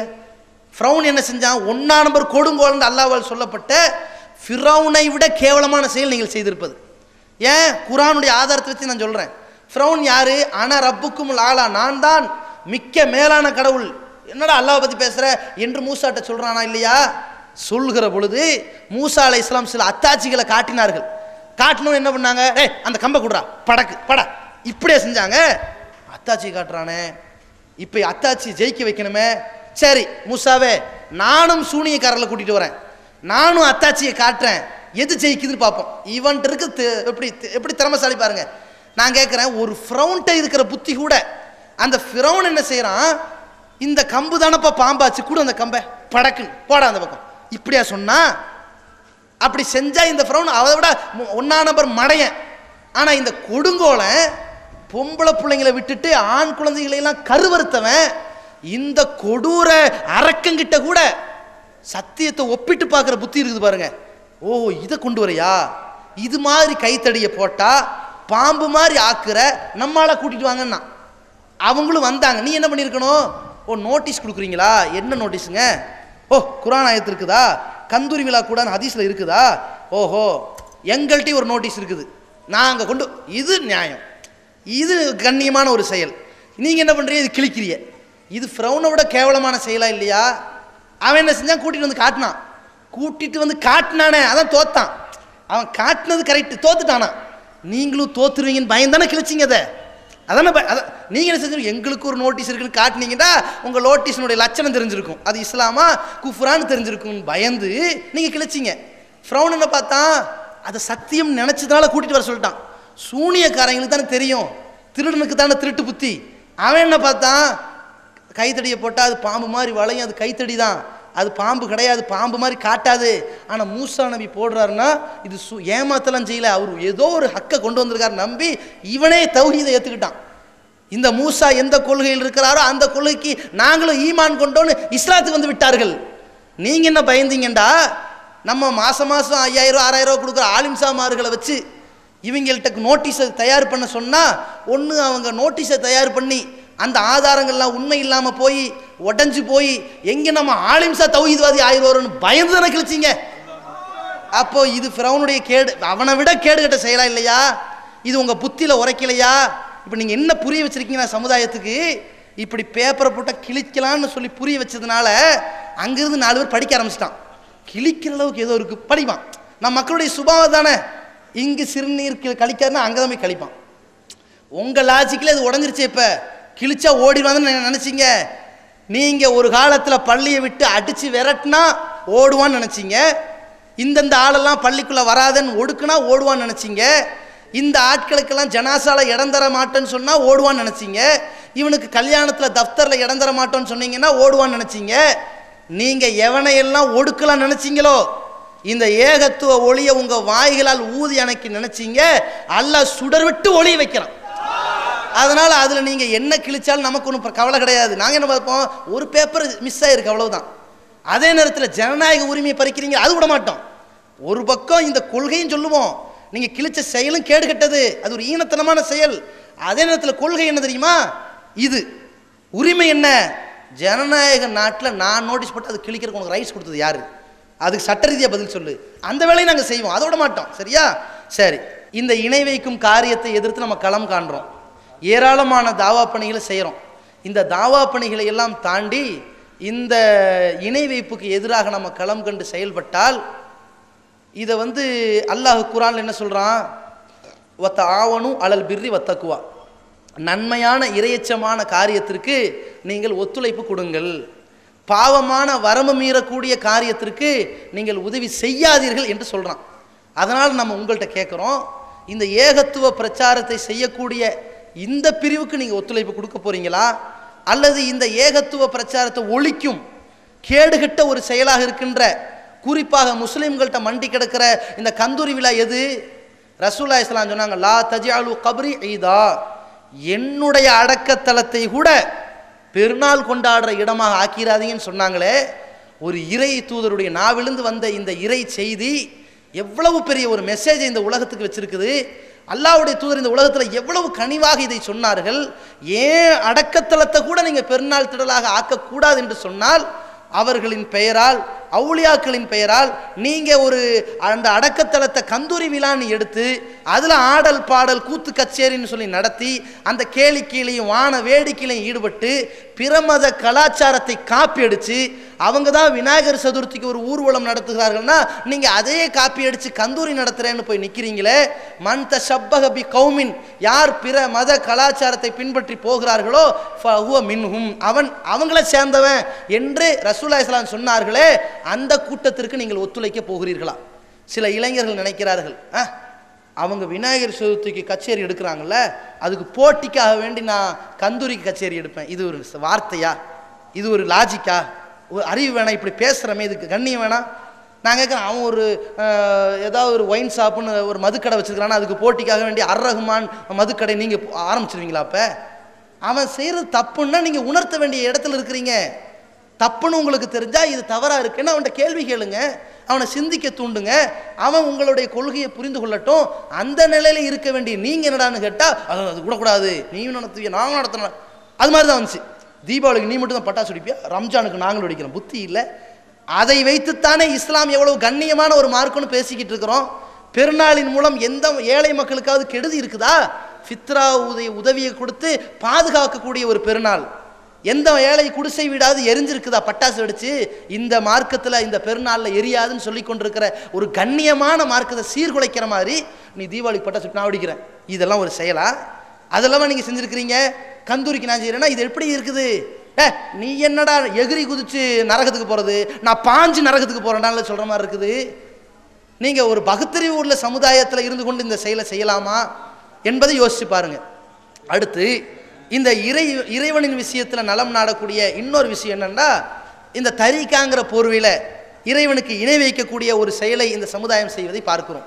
தரிகா எந்த அளவுக்கு பெருகிருச்சுன்னா, ஒன்று இந்த அவுளியாக்கள்னு பெருகினாங்கல்ல, இந்த அவுளியாக்கள் தர்காங்கிற இந்த கலாச்சாரம் பெருகினதே இந்த தரிகாவின் பின்னணியில் தான். அது தெரிஞ்சுக்குங்க. லால்பேட்டையில் ஒருத்தர் வாழ்ந்துக்கிட்டு இருந்தார். வாழ்கிற வரைக்கும் அவர் தரிகா, மௌத்தா போன பிறகு இன்னைக்கு தர்கா. சரியா? அந்த நிலையை அவர் வச்சுட்டார். அவருடைய வீட்டிலேயே என்ன அடக்கம் பண்ணிருங்க, இங்கிருந்தே நீங்கள் வரவு செலவு பண்ணிக்கிங்க என்று சொல்லி ஆரம்பித்து இன்னைக்கு வாழும், அதை வாழ்கிற காலத்திலே தரிகாவாதியாக இருந்து அவர் ஒரு தர்காவாதியாக மாறி இருக்காரு. இதுதான் அல்லாவை புரிகிற லட்சணமா? மாரிஃபத்து, ஹக்கீக்கத்து, தரிக்கத்துன்னு சொல்லி அல்லாவை புரிய வேண்டிய உண்மை நிலைன்னு ஊரை ஏமாத்தி திரியிறீங்களே, இதுக்கு சங்கிலி தொடர் அர்த்தம் கற்பிக்கிறீங்களே, இது யார் கொள்கை? சியாக்களுடைய கொள்கை இல்லையா? அலி ரலியல்லாஹு இறைவனுடைய தூதருக்கு சமமாக, அலி ரலியல்லாஹு இறைவனுக்கு சமமாக சொல்லி கொண்டிருக்கிற சியாக்கள் கூட்டத்தார்கள் தான் மெஞ்ஞானன்னு ஒன்று இருக்குது. 7ஆம் அறிவு பகுத்தறிவு இருக்குல்ல, 7ஆம் அறிவுன்னு ஒரு கூட்டம். இவங்க 7வது அறிவு என்ன? மெஞ்ஞானம் ஒன்று இருக்குது. அந்த மெஞ்ஞானம் அலிகிட்ட தான் இருக்குது. ரசூலுல்லாஹ் அதை மறைச்சு வச்சிருக்கிறாங்க. அந்த அலியோடு கை கொடுத்தவர்களுடைய அந்த சில்சிலா, அந்த சங்கிலி தொடரில் எங்கள் ஷேக் இருக்கிறாரு, இந்த ஷேக்கிட்ட நீங்கள் கையை கொடுத்தா இந்த கை அப்படியே அலிகிட்ட போய் சேர்ந்துரும்னு சொல்லி மக்களை ஏமாத்துறீங்களே. இதை காதரியா தரிக்கா, சாதுலியா தரிக்கா, நக்ஷபந்தியா தரிக்கான்னு மக்களை ஏமாத்துறீங்களே. இப்படி கையை கொடுத்தா ஒருத்தன் நேர்வழிக்கு வந்து விடுவான் என்பது இறை நிராகரிப்பு கொள்கையா உங்களுக்கு தெரியலையா? ரசூலுல்லாஹி ஸல்லல்லாஹு அலைஹி வஸல்லம் காலத்தில் அந்த 63 வருஷம் ரசூலுல்லாஹ்வுடைய முகத்தை பார்த்த அபுலஹபா இருந்தாலும், ரசூலுல்லாஹ்வுடைய வாழ்ற காலத்தில் அல்லாஹ்வுடைய தூதரின் முகத்தை பார்த்த அபு ஜஹலா இருந்தாலும் ஏன் நேர்வழிக்கு வர முடியல? முகத்தை பார்த்தவங்க தானே ஏன் வரல? ரசூலுல்லாஹி ஸல்லல்லாஹு அலைஹி வஸல்லம் எடுத்து வளர்த்து ஆளாக்குன, அந்த கையில் போட்டு கொஞ்சி குழாவிய அப்துல் முத்தலிப் ஏன் நேர்வழிக்கு வரல? நூஹ் அலைஹிஸ்ஸலாம் அவர்களோடு பல ஆண்டுகள் மனைவியோக வாழ்ந்து அந்த கணவன் மனைவி இணையக்கூடிய வகையில் இந்த உலகத்தில் எந்த உறவும் இணையாதே, அந்த மாதிரி இணைந்த அந்த மனைவி நூஹ் அலைஹிஸ்ஸலாமுடைய மனைவிக்கு கிடைக்காத ஹிதாயத்து, லூத் அலைஹிஸ்ஸலாமுடைய மனைவிக்கு கிடைக்காத நேர்வழி இந்த ஷேகுடைய கையை தொட்டா மட்டும் கிடைக்கும்னு சொல்றீங்களே, இது இணை வைப்பா இல்லையா? இது அல்லாஹ்வுடைய அந்த ஆற்றல், அவனுடைய குதிரத்து. இன்னக்க லா தஹ்தி மன் அஹ்பப்த, நபியே முகமதே நீ விரும்பின ஆளுக்கெல்லாம் நேர்வழி காட்ட முடியாது. வலாக்கின்னல்லாஹ யஹ்தி மன் யஷா, அல்லாஹ் தான் நாடியவர்களுக்கு நேர்வழி காட்டுவான். அல்லாஹ் என்ன பண்றான்? ரசூலுல்லாஹி ஸல்லல்லாஹு அலைஹி வஸல்லம் பாட்டனார் அப்துல் முத்தலிபுக்கு ஹிதாயத்தை கொடுக்கல. இது அவதிகாரம். ரசூலுல்லாஹி ஸல்லல்லாஹு அலைஹி வஸல்லம் அவர்களுக்கு எதிராக யுத்தம் செய்த அபு சுஃபியானுக்கு ஹிதாயத்தை கொடுத்தான். இது அவதிகாரத்தில் உள்ள விஷயம். அல்லாஹ்வுடைய தூதர் அவர்களுடைய தகப்பனர் அப்துல்லாவுக்கு நேர்வழி கிடைக்கல. இது அல்லாஹ்வுடைய அதிகாரத்தில் உள்ள விஷயம். அல்லாஹ்வுடைய தூதருக்கு எதிரியாக இருந்த அபூஜஹலுடைய மகனுக்கு அல்லாஹ் ஹிதாயத்தை கொடுத்தானே, இது அல்லாஹ்வுடைய அதிகாரத்தில் உள்ள விஷயம். யாருடைய அதிகாரத்தை யார் கையில் எடுக்கலான்னு ஏமாத்துறீங்களா மக்களை? உங்க கை வச்சவன அவன் திருந்திடுவானா? அவன் நேர்வழி பெற்றுவானா? நீங்க அறிவுரை சொல்லுங்க, குர்ஆனை அடிப்படையில் சொல்லுங்க. அந்த குர்ஆனை அவன் விளங்கக்கூடியவனாக பண்படுத்தக்கூடியவனாக நான் இருக்கிறேன். அவன் பண்படுத்துறது அல்லாஹ்வுடைய கையில் இருக்குது, சொல்லக்கூடியது ஏன் கடமையா இருக்குன்னு சொல்லுங்க, அது நியாயம். நீங்க என்ன பண்றீங்க? கையை தொட்டா நேர்வழி வருவான், இப்படி ஒரு ஏமாத்து வேலை. இன்னொரு ஏமாத்து வேலை என்ன? அப்படியே மூழ்கிறதான், அப்படி அல்லாஹ்வோடு அப்படி மூழ்கிறது, கஞ்சா அடிச்சு தான் மூழ்கிறாங்க. இது மாதிரி அம்பலப்படுத்தி வச்சுக்கிறோம். இணையதளங்களில் எப்படியெல்லாம் கஞ்சா அடித்து ஊரை ஏமாத்துறாங்கிற பேரில் இந்த தரிகா கோஷ்டியினரில் ஒரு சிலர் இந்த கஞ்சா அடித்து மூழ்கியவர்களையும் ஒரு பட்டியல் வச்சுருக்கிறோம். தேவைப்பட்ட வீடியோ யாருக்கா தேவைப்பட்டால் நம்ம கிளை நிர்வாகிகிட்ட சொல்லியிருக்கிறோம், நீங்கள் வாங்கிக்கிங்க. எவன் கஞ்சாவை காய்ச்சி அடித்து இதில் தான் ஒரு பெரிய தத்துவமே கிடச்சிருக்குன்னு சொன்னானோ அவன் வீடியோ உட்பட, அவன் பெரிய தரிகாவாதின்னு போற்றப்பட்ட அந்த கூட்டத்தினருடைய வீடியோ வரைக்கும் அம்பலப்படுத்துகிற அளவுக்கு வச்சிருக்கிறோம் ஆதாரத்தோட. சரியா? எல்லாம் விட்டடிச்சிட்டு போகிற கதை இல்லை, எல்லாம் ஆதாரம் வீடியோ எவிடன்ஸோடு இருக்குது. எல்லாம் வந்து செட்டிங் வீடியோ இல்லை, ஒரிஜினலாக நேரடியாக எடுக்கப்பட்ட வீடியோ தயாரிப்புகளோடு வச்சுருக்கிறோம். சரி, இது ஒரு சாரார். இன்னொரு சாரன்னா அல்லாவோட மூழ்கிறாங்களாம். எப்படி? அல்லாஹ் அல்லாஹ் அல்லாஹ் அப்படின்னு மூழ்கிறாங்களாம். சாக கிடக்கிறவன் போனால் நியாயம் இருக்குது. சாக கிடக்கிறவன்ல அல்லாவே நினச்சிட்டு மௌத்தா போகிறானே, அல்லா அல்லா நீ தான் என்னை காப்பாற்றணும், அல்லா நீ தான் அல்லா, இந்த காப்பாற்றுன்னு மறந்துடும், விட்டுரும். நீ அல்லா அந்த நீ தான்ங்கிறத விட்டுரும். அல்லா அல்லா இந்த ரூஹு பிரியும்போது அதானே வரும் வாயில், அது அவரையே அறியாமல் வந்துடும். அவரையே அறியாமல் வருது இவங்க திக்குங்கிறாங்க. அஹ் இஹு ஊகுன்னு ஆட்டம் பாருங்க. இதில் டான்ஸ் திக்குரு, இருட்டு டான்ஸ் திக்குரு. அது இருட்டில் தான் அல்லாஹ் ரொம்ப ஈமான கண்டுபிடிக்கிறான். அப்போ டியூப்லைட் போட்டவன்லாம் குஃப்ரில் இருக்கிறானா? பள்ளியில் தொழுகிறோம்னா லைட்டை ஆஃப் பண்ணுங்க. அப்போ இனிமேல் பகலில் தொழும்போது பள்ளியை மூடி தொழுங்கள், இரவில் தொழும்போது லைட்டாக பண்ணி தொழுங்கள் சொல்லுவீங்களா? அல்லாஹ்வோடு சந்திக்கிற ஒரு இடமா இருக்குல்ல, அன்னக்க தராகு, நீ எப்படி அல்லாஹ் வணங்க வேண்டும், நீ அவனை பார்ப்பது போல. இல்லம் தக்குன் தராகு, நீ அவனை பார்க்காவிட்டாலும் இன்னஹு யராக்க, அவன் உன்னை பார்க்குறான் என்று நினைச்சிட்டு நீ பாருப்பா தொழுப்பா என்று ரசூலா சொன்னாங்கல்ல, அதுதான் இஹ்சான், நல்ல ஒரு செயல்னு சொன்னாங்கல்ல. அந்த செயல் எது? தொழுகை. தொழுகைக்கு லைட்டாக பண்ணுவீங்களா? பண்ண மாட்டீங்க. ஏன்? லைட்டை போட்டாலே செருப்பு கலவு போயிடுது, லைட்டாக பண்ண என்னென்ன கலவு நினைப்பீங்கல்ல. அப்போ இப்படி ஒரு மார்க்கமா இது? நீங்கள் இருட்டு திக்குன்னு ஊரை ஏமாத்துறீங்க, அப்படியே அகு இகு உகுன்னு ஊரை ஏமாத்துறீங்க. அது சப்தம் போட்டு அல்லாஹ் செவிடனா? ரசூலுல்லாஹி ஸல்லல்லாஹு அலைஹி வஸல்லம் அவர்கள் காலத்தில் ஒரு நபித்தோழர் அப்படி செய்து கொண்டிருக்கும்போது ரசூலுல்லாஹி தடுக்கிறாங்க. அவர் என்ன செய்கிறாருன்னா முழுமையாக தான் சத்தம் போட்டு கேட்குறாரு. இவங்கள மாதிரி சுருக்கமாலாம் கேட்கல, எது மார்க்கத்தில் சொல்லப்பட்டிருக்கும் முழுசாக தான் சகாபாக்கள் கேட்பாங்க. இந்த சுருக்கமாக மாற்றி பேசுறது உட்டடிக்கிறதுலாம் அவங்கள்ட்ட இல்லை. அந்த சகாபாக்கள் சத்தம் போட்டு கேட்டாங்க. ரசூலுல்லாஹி ஸல்லல்லாஹு என்ன சொன்னாங்க?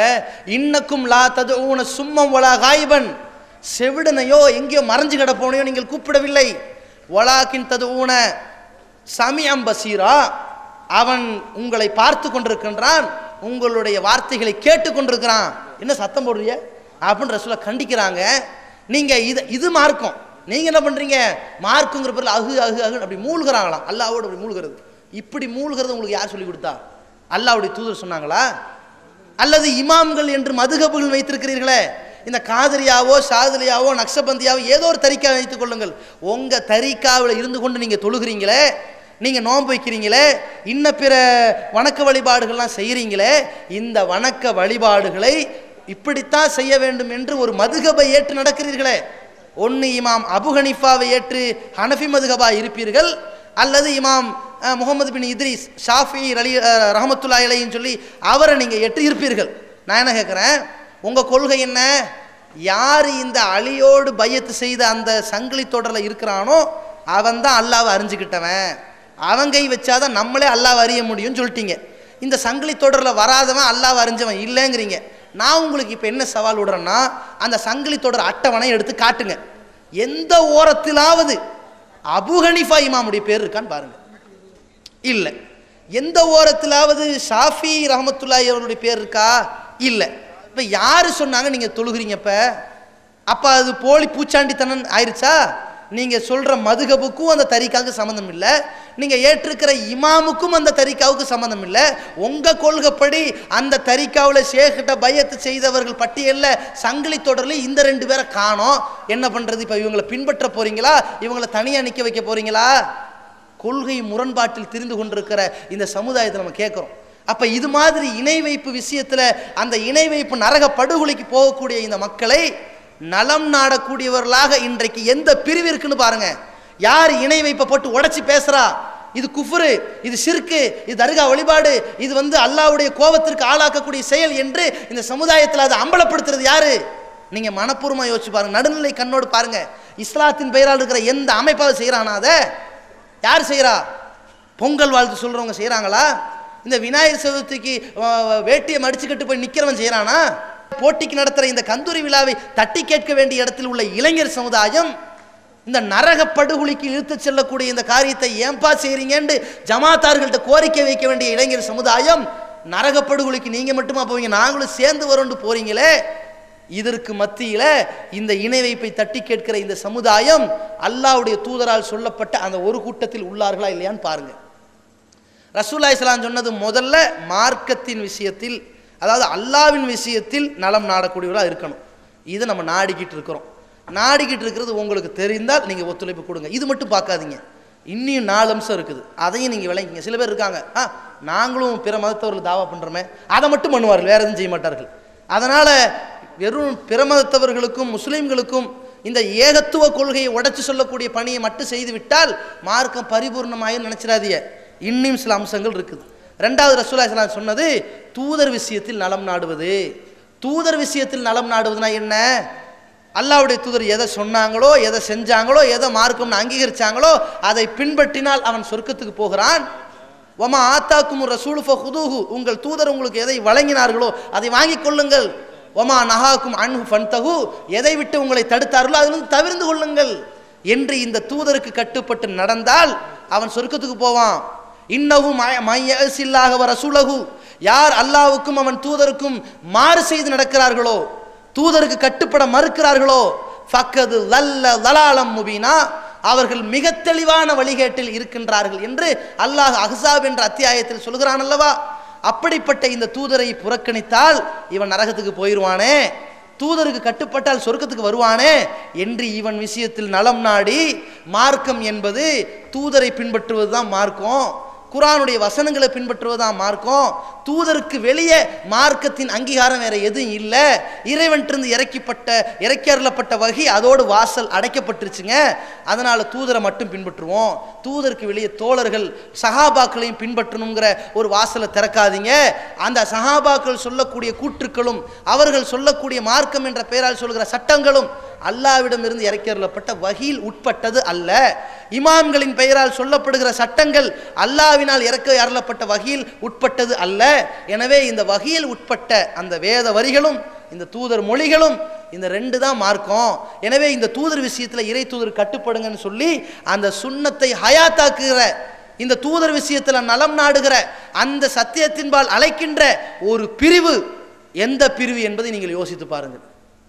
நாங்கள் செஞ்சுக்கிட்டு இருக்கிறோமே, இன்னைக்கு இந்த தூதருக்கு கீழ்ப்படிஞ்சு நடக்கணும், இந்த தூதர் ஒரு சொல்லை சொல்கிறார்கள், சொல்லி இருக்கிறார்கள், அதை செய்கிறோம், ஒட்டுமொத்த உலகமே அதை புறக்கணித்தாலும் நாம் அதிலிருந்து பின்வாங்க மாட்டோம் என்று செய்யக்கூடிய ஒரு அணி எந்த அணி என்பதை நீங்கள் யோசித்து பாருங்கள். இன்றைக்கு சஹருடைய நேரத்தில் பாங்கு சொல்கின்றோமே, அது சட்டம் என்று தெரிந்துவிட்டால் கட்டுப்பட்டு செய்கிறோமே. இன்னைக்கு தமிழகத்தில் எல்லா தௌஹீது மர்க்கஸுகளிலும் பாங்கு சொல்லப்படுகிறது, ஆனால் ஒரு கூட்டம் ஏளனம் செய்கிறார்கள், சஹர் பாங்கா. இன்னைக்கு தான் அலாரம் வந்துருச்சு, எதுக்கு பாங்கு? ஏன் அலாரம் வந்துருச்சுன்னு 5 வேளைக்கும் பாங்கு சொல்லாமல் இருங்களேன், விட்டுருவீங்களா? அதுக்கு மட்டும் ஏன் பாங்கு சொன்னீங்க? சஹருக்கு ரசூலுல்லாஹி ஸல்லல்லாஹு அலைஹி வஸல்லம் பாங்கு சொல்ற ஒரு ஆள் நியமிச்சாங்க, சொன்னாங்க, நாங்கள் சொல்றோம். இல்லை சஹர் பாங்கா ஃபஜ்ர் பாங்கன்னு குழப்பம் வந்துடுது, ஏன் குழம்புறீங்க? ரசூலுல்லாஹ் நம்ம குழப்பத்தில் வாழ்க்கையை விட்டுட்டு போயிருக்காங்களா? தரக்துக்கும் அலா மஹஜத்தில் பைதா, உங்களை வெள்ளை வெளேர் என்று ஒரு மார்க்கத்தில் விட்டுட்டு போயிருக்கிறேன், லைலுஹா கனஹாரிகா, அதில் இங்கு இடுக்கில் இருக்கிற இருட்டு கூட வெளிச்ச மாதிரி தெரியும், கவலைப்பட வேணாம், வெள்ளை வெளேருங்கிற பிரகாசமான மார்க்கம். அந்த சஹருடைய பாங்குக்கு அஸ்ஸலாத்து கைரும் மினன்னம் வராது, ஃபஜ்ருடைய பாங்குக்கு வரும். வேற எந்த பாங்காவது வருதாங்க? அந்த வித்தியாசம் இல்லை, இதில் வருது. எப்படி உங்களுக்கு தூக்கத்தில் குழப்பம் வரப்போகுது? அதுவும் அஸ்ஸலாத்து கைரும் மினன்னம் ஆரம்பத்தில் சொன்னாலும் குழம்பிடுவீங்கன்னு சொல்லலாம், கடைசி நேரத்தில் தான் சொல்கிறாங்க. அப்போ நீங்கள் ஐயாலசலா ஐயால் ஃபலா சொன்ன பிறகு அல்லாஹ் அல்லாஹ் சஹரு, ஐயாலசலா ஐயால் ஃபலா சொன்ன பிறகு அஸ்ஸலாத்து கைரும் இது ஃபஜ்ர், முடிஞ்சு போயிடுச்சே. இவ்வளவு தெளிவான ஒரு மார்க்கத்தில் இந்த சுன்னத்தை ஹயாத்தாக்கினால், மன் அத்தாஅனி அத்தா அல்லாஹ், யார் எனக்கு கீழ்ப்படிந்து நடக்கிறானோ அவன் அல்லாஹ்வுக்கு கட்டுப்பட்டு விட்டான். ஒமன் அசானி, யார் என்னை நிராகரிக்கிறானோ ஃபக்கது அபா, அவன் நரகத்துக்கு போயிடுவான் ரசூலுல்லாஹ் சொன்னாங்களே. அந்த சொல்லின் அடிப்படையில், இந்த தூதருக்காக நலம் நாட வேண்டும்ங்கிற அடிப்படையில் தூதர் சொல்கிறார்கள் வாங்க, தூதர் ஸல்லல்லாஹு அலைஹி வஸல்லம் ரமலானில் 8 ரக்காத் தொழுதுருக்கிறாங்க, அது மாதிரி நம்ம தொழுவோம், தூதர் சொல்லதோட மார்க்கத்தை நிப்பாட்டிக்கங்க, மதுஹபுங்கிற பெயரில், கத்தங்கிற பேரில், ஃபாத்தியாங்கிற பேரில், மௌலிதுங்கிற பேரில் அல்லாஹ்வுடைய தூதர் காட்டித்தராத ஒரு செயல்களை மார்க்கத்தின் பெயரால், நன்மையின் பெயரால் ஒரு காலத்தில் செய்யாதீர்கள் என்று சொல்லி அம்பலப்படுத்தக்கூடிய ஒரு செயலை செய்யக்கூடிய ஏதாவது ஒரு பிரிவு இருக்கான்னு நீங்கள் பாருங்கள், அதில் இந்த பிரிவை நீங்கள் காண்பீர்கள். வேற எந்த பிரிவாவது தூதர் விஷயத்தில் இருப்பார்களா? இருப்பார்கள். எப்படி இருப்பார்கள் தெரியுமா? நமக்கு ஒற்றுமை தான் முடிக்கும், வரதட்சணை வாங்கிக்கோ, வட்டி வாங்கிக்கோ, விரலாட்டை ஆட்டிக்கோ, விரலாட்டை நீட்டிக்கோ, நமக்கு என்ன ஒற்றுமை முக்கியம். இது என்னண்டா அல்லாஹ்வுடைய சட்டத்தை பின்னாடி வைப்பா, நமக்கு ஒற்றுமை முக்கியம். இந்த ஒற்றுமை போலி ஒற்றுமை தேவையா? இப்படி இளைஞர்கள் வழிகடணுமா? இளைஞர்களுடைய அந்த நரம்பும் அவர்களுடைய ரத்தமும் எவ்வளவு சூடேற்றப்பட்டு முறுக்கேற்றப்பட்டு ஒரு வீரியமிக்கையுடைய இடத்துல இருக்கிறோம். நம்ம என்ன கிழவனா இந்த முடிவுக்கு வர்றது? கிழவன் தான் அந்த மாதிரி வருவான், இப்படிம்பான். வயசான காலத்தில் எல்லாம் தளர்ந்தவன் சொல்லலாம், ஒரு முறுக்கேறிய ஒரு நிலையில் நம்ம சொல்லலாமா? டேய் தூதரா உலகமா, உலகத்தை பின்னுக்கு தள்ளு, தூதரை முன்னுக்கு வை என்று நிற்க வேண்டிய இளைஞர் சமுதாயம் அட்ஜஸ்ட்மெண்ட்டுக்குள்ள போகலாமா? இதுதான் மார்க்கம் சொல்லி இருக்குதா? அப்ப இந்த தூதர் விஷயத்தில் நலம் நாடக்கூடிய ஒரு செயலை நம்ம செய்யறோமா இல்லையா? இதை ரசூலுல்லாஹி ஸல்லல்லாஹு அலைஹி காலத்தில் அந்த சஹாபாக்கள் செய்தார்கள், அல்லாஹ்வுடைய தூதர் விஷயத்தில் நலம் நாட செயலை செய்தார்கள். ஆனால் அவர்களுக்கு பெயர் சீர்திருத்தவாதி, கண்ணியவான், ஒரு தியாகி. அதே செயலை செய்தால் நமக்கு பெயர் பிரிவினைவாதி. பார்த்தீங்களா? ரசூலுல்லாஹி ஸல்லல்லாஹு அலைஹி காலத்தில் என்ன நடக்குது? அல்லாஹ்வுடைய தூதருடைய வஃபாத்துக்கு பிறகு, அபூபக்கர் சித்திக்னுடைய காலத்துக்கு பிறகு, உமருடைய காலத்துக்கு பிறகு, உஸ்மான் அல்லாஹ்வுடைய காலம். அவர் என்ன செய்கிறார்? வெளியூருக்கு போறார். புகாரில் வரக்கூடிய ஹதீஸ், இந்த புகாரி மஜ்லிஸ் நடத்தினா பார்த்தாது என்ன ஹதீஸ்னு அதை படித்து சிந்திச்சு பாருங்கள். அப்போ புகாரில் என்னக்கூடிய ஹதீஸ் என்ன இருக்குது? ரசூலுல்லாஹி ஸல்லல்லாஹு அலைஹி வஸல்லம் அவர்கள் வெளியூருக்கு சென்றால் 4 ரக்காத்து தொழுகையில் இருக்கல ருஹர் அஸர் இஷா இதை 2ஆ சுருக்கி தொழுவாங்கன்னு இருக்குது. இந்த உஸ்மான் ரலியல்லாஹு ஒரு ஆட்சி தலைவராக இருந்துக்கிட்டு வெளியூர் பயணத்தில் இருக்கும்போது 4ஆவே தொலை வைக்கிறார். அப்போது இந்த செய்தி அப்துல்லா பின் மஸ்ஊத் ரலியல்லாஹு செய்தி வருது. அவர் என்ன செய்கிறாருன்னா ஃபஸ்தர்ஜா, இந்த செய்தி கேட்ட உடனே இன்னா லில்லாஹி வ இன்னா இலைஹி ராஜிஊன் என்று சொன்னார். நம்ம சொன்னால் விட்டுருவீங்களா? நீங்கள் மௌத்தாவை போயிட்டோம் என்னடா இப்படி சொல்கிறேன்னு கேட்பீங்களா இல்லையா? அவர் 4 ரக்கா 2 ரக்காத்துங்கிறது சுன்னத்தை உடைச்சு 4 ரக்காத் தொழுததால் கை சேதப்பட்டு இன்னா லில்லாஹி வ இன்னா இலைஹி ராஜிஊன் என்று சொல்லுகிறார். சல்லைத்து ஹல்ஃபன் நபி ஸல்லல்லாஹு அலைஹி வஸல்லம் ரக்காத்தைனி, வெளியூருக்கு சென்று நான் தொழுதால் ரசூலுல்லாஹ்வுக்கு பின்னாடி தொழுதிருக்கிறேன் 2 தான். கது லல்ல உஸ்மான் வழிகிட்டார்னு சொன்னால் நரகத்துக்கு போயிடுவாரான்னு சில பேர் கேள்வி. அவர்களுடைய இந்த சிறிய தவறுகளை அல்லாஹ் பொருந்தி கொண்டான். ஆனால் அதுக்காக வேண்டி தவறை நியாயப்படுத்தக்கூடாது. அதை இப்னு மஸ்ஊத் ரலியல்லாஹு தெளிவாக படுத்திட்டாங்க. அவர் தவறா சொல்லிட்டாரு அப்படின்னு சொன்னாங்களே, அந்த செயலை எதற்கு சொன்னார்கள்?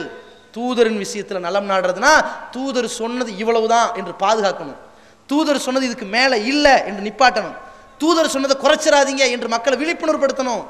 இந்த செயலை சஹாபாக்கள் செய்தார்கள், அவங்களுக்கு பேர் தியாகிகள். அதே செயலை இன்னைக்கு நம்ம செஞ்சுக்கிட்டு இருக்கிறோமா இல்லையா? வேற யாராவது செய்கிறாங்களான்னு நீங்கள் பாருங்க, பரிசீலனை பண்ணுங்க. இது 2வது அம்சம். 3வது அம்சம் என்ன? வேதத்தின் விஷயத்தில் நலம் நாடுவது. வேதத்தின் விஷயத்தில் நலம் நாடுறதுனா என்ன அர்த்தம்? இந்த வேதம் எதற்காக அருளப்பட்டதோ அந்த வேதத்தை அதன் அடிப்படையில் பின்பற்றி நடப்பது தான் ஒருத்தனை சொர்க்கத்தில் சேர்க்கும். இந்த வேதத்தின் இறக்கப்பட்ட நோக்கத்தை ஒருத்தன் நிராகரிச்சிட்டான்னு சொன்னால் அவன் நரகத்துக்கு போயிடுவான். இன்னைக்கு வேதத்தை, இந்த திருக்குரானை இந்த சமுதாயம் எப்படியெல்லாம் பயன்படுத்திட்டு இருந்துச்சு. கல்யாணம் பண்ணும்போது ஏகப்பட்ட சீர் சாமான்களை கொடுக்கறதோடு இந்த குரானை கொடுத்து அனுப்புவார்கள். அதை தூக்கிட்டு போய் அலமாரில் வைக்கிறதுக்கு பயன்படுத்தினீர்கள். மீறி போனால் இந்த குரானை வைத்து கொண்டு குடும்பத்தில் பஞ்சாயத்து வந்துச்சுன்னு சொன்னால் சத்தியம் போடுறதுக்கு பயன்படுத்தினீர்கள். மீறி போச்சுன்னா மௌத்தா போன பிறகு யாசின் ஓதுவதற்கு வைத்தீர்கள். உயிரோடு வாழ்ந்தவனுக்கு என்ன செய்தீர்கள்? குரானை வச்சு புண்ணியம் இருந்துச்சா? ரமலானில் என்னடான்னு கேட்டால் நான் குரான் ஓதிக்கிட்டு இருக்கேன், குரான் ஓதிக்கிட்டு குரான் முடிச்சிடணும் என்று தமாமுல் குரான் பண்ணுகிறீர்கள். இதுக்கு தான் குரான் இறக்க ஏறப்பட்டுச்சா? ரசூலுல்லாஹி ஸல்லல்லாஹு அலைஹி வஸல்லம் அவர்கள் ஒரு சஹாபிட்ட சொல்கிறாங்க, ஒரு காலம் வரும் இந்த மக்கள்கிட்ட கல்வி அறிவெல்லாம் அழிஞ்சு போயிருங்கிறாங்க. உடனே அந்த நபித்தோழர் கேட்கிறார், ஜியாதுங்கிற நபித்தோழர் கேட்கிறார், ஓ கைஃப யக்கூனு யா ரசூலல்லாஹ், அது எப்படி வரும்? நஹ்னு நக்ரவுல் குர்ஆன், நாங்கள் குர்ஆனை ஓதுகிறோம், வ நுக்ரிஉஹு அப்னாஅனா, எங்கள் குழந்தைகளுக்கு குர்ஆனை ஓதி கொடுக்கிறோம், வ யுக்ரிஉ அப்னாஉனா அப்னாஅஹும், எங்கள் குழந்தைங்க அவங்க குழந்தைகளுக்கு ஓதி கொடுக்கிறார்கள், அது எப்படி குர்ஆன் அழிஞ்சிருங்கிறீங்களே இப்படின்னு கேட்குறாரு. ரசூலுல்லாஹி ஸல்லல்லாஹு அலைஹி வஸல்லம் சொல்கிறாங்க, ஜியாத் அவர்களே, மதீனாவிலேயே உங்களை பெரிய அறிவாளின்னு நினைச்சேன், நீங்களா இப்படி கேள்வி கேட்குறீங்க? அமா தரா அன்னல் யஹூதவன் நசாரா, யூத கிறிஸ்தவர்கள் யக்ரவுன தௌராத்தவல் இஞ்சில், தௌராத் இஞ்சிலை ஓதினார்கள், வலா யாமலுன மிம்மா ஃபீஹிமா, அதில் உள்ளதுபடி நடக்கலையே, குர்ஆன் ஓதற்கு மட்டும்தானா, அதில் உள்ளதுபடி நடக்கிறதுக்கும் என்று சொன்னார்களே. அப்படிப்பட்ட ஒரு சித்தாந்தத்தை இந்த சமுதாயத்தில் சொல்லி குர்ஆனோடு தொடர்புள்ள மக்களாக இந்த சமுதாயத்தை உருவாக்கக்கூடிய பணியில் அந்த குர்ஆனை நீங்கள் படித்து சிந்தித்து விளங்கி நடந்தால் நீங்கள் சொர்க்கத்துக்கு போவீங்க, இந்த குர்ஆனை துஷ்பிரயோகம் செய்தால் நரகத்துக்கு போவீங்க என்று இதில் நலம் நாடிய ஒரு பிரிவு, எந்த பிரிவு என்று நீங்கள் யோசித்து பாருங்கள். தமிழ்நாடு தௌஹீத் ஜமாத் இந்த குர்ஆனோடு தொடர்புள்ள சமுதாயத்தை உருவாக்க வேண்டும் என்பதற்காக வேண்டி எத்தனை வழித்திடங்களை ஏற்படுத்தி பிற மதத்தவர்களுக்கு சுவர் விளம்பரம் செய்கிறங்க. சென்னையில் சுவர் விளம்பரம், திருக்குர்ஆன் ஒரு சுவர் விளம்பரம், வேற எந்த வாசமும் இல்லை, திருக்குர்ஆன். தேவைப்படுவோர் எங்களை தொடர்பு கொள்ளவும், அவ்வளோதான் முடிஞ்சு. எவ்வளோ பேர் தொடர்பு கொள்ளாங்க தெரியுமா? நீங்கள் என்ன நினைச்சீங்க? மற்றவனுக்கு கொடுக்காத, மாற்று மதத்துக்கு கொடுக்கக்கூடாது, படிக்கக்கூடாது, அவங்கெல்லாம் அகில உலகத்தாருக்கும் நேர்வழி பொதுமுறையாக இருக்கின்ற இந்த நேர்வழி காட்டிய தடுக்கக்கூடிய ஒரு அநியாயத்தை செஞ்சுக்கிட்டு இருக்கிற இந்த சமுதாயத்துக்கு மத்தியில் குர்ஆனை படிங்க என்று கொடுத்துட்டு, குர்ஆனில் சந்தேகம் இருக்குதா எடுத்து சொல்லுங்க விளக்கம் தரோன்னு சொல்லிட்டு, இந்த குர்ஆன் இறைவேதம் இல்லைன்னு வாதிடுகிறீர்களா? வாங்க நிரூபிக்கிறோம், திருக்குர்ஆன் இறை வேதம் தான் என்பதை நிரூபிக்கிறோம். அது மட்டும் இல்லை, நீங்கள் வைத்திருப்பது இறைவேதம் இல்லை என்பதையும் நிரூபிப்போம்னு சொல்லி அது போன்ற விவாத களங்களை சந்தித்து இந்த வேதத்தின் நோக்கத்தை நிறைவேற்றக்கூடிய ஒரு அமைப்பாக நாத்திகர்கள்ட்ட விவாதம் பண்றோம். கடவுளே இல்லைங்கிறியா நீ? இது இறைவேதம் இல்லைன்னு சொல்றியா? நீ சொல்லுகிற பெரியார் சித்தாந்தத்தில் அவர் எழுதிய விடுதலை பத்திரிகையில் எவ்வளவு பகுத்தறிவுக்கு எதிரான கருத்துக்கள் உள்ளது எடுத்து நாங்க போடுறோம், நீ பதில் சொல்லு. அதே நேரத்தில் குர்ஆன் இறைவேதம் இல்லைங்கிறியல, நீ கேள்வி கேளு, நான் பதில் சொல்றேன் என்று சொல்லி குர்ஆன் இறைவனின் வேதம்தான் என்பதை அந்த சபையில் நிரூபித்த ஒரு அமைப்பாக இந்த ஜமாத் இருக்குஞ்சா இல்லையா? கிறிஸ்தவர்கள் வந்தார்கள், பைபிள் இறைவேதமா என்ற ஒரு தலைப்பில் விவாதம் நடந்தது. அதில் நிரூபித்தோம் பைபிள் இறைவேதம் இல்லை, நீங்கள் நம்பிக்கொண்டிருப்பது தவறு என்பதை அந்த பைபிளிலிருந்தே ஆதாரங்களை போட்டு நிரூபித்தோம். குர்ஆனில் நீங்கள் ஆயிரக்கணக்கான கேள்வியை கேளுங்கள் என்று விவாதத்துக்கு அழைத்தோம். சிறிது காலம் ஓட்டம் பிடித்து விட்டு பிறகு வந்தார்கள். எந்த அமைப்பில் அழைக்கப்பட்டார்களோ அந்த தமிழ்நாடு தௌஹீத் ஜமாத் மாநில தலைமையகத்திற்கே அவர்களை அழைத்து வைத்து உட்கார்ந்து இங்க வந்து கேள்வி கேளுங்க, குர்ஆனை பத்தி எவ்வளவு குற்றச்சாட்டு வேணாலும் வைங்க, நாங்க விளக்கம் தரோம். ஏன் அல்லாஹ்விலிருந்து வரக்கூடியதுல லா யத்திஹில் பாத்தில், அசத்தியம் வராது. இதை நாங்க தெளிவா நம்பி இருக்கிறோம்.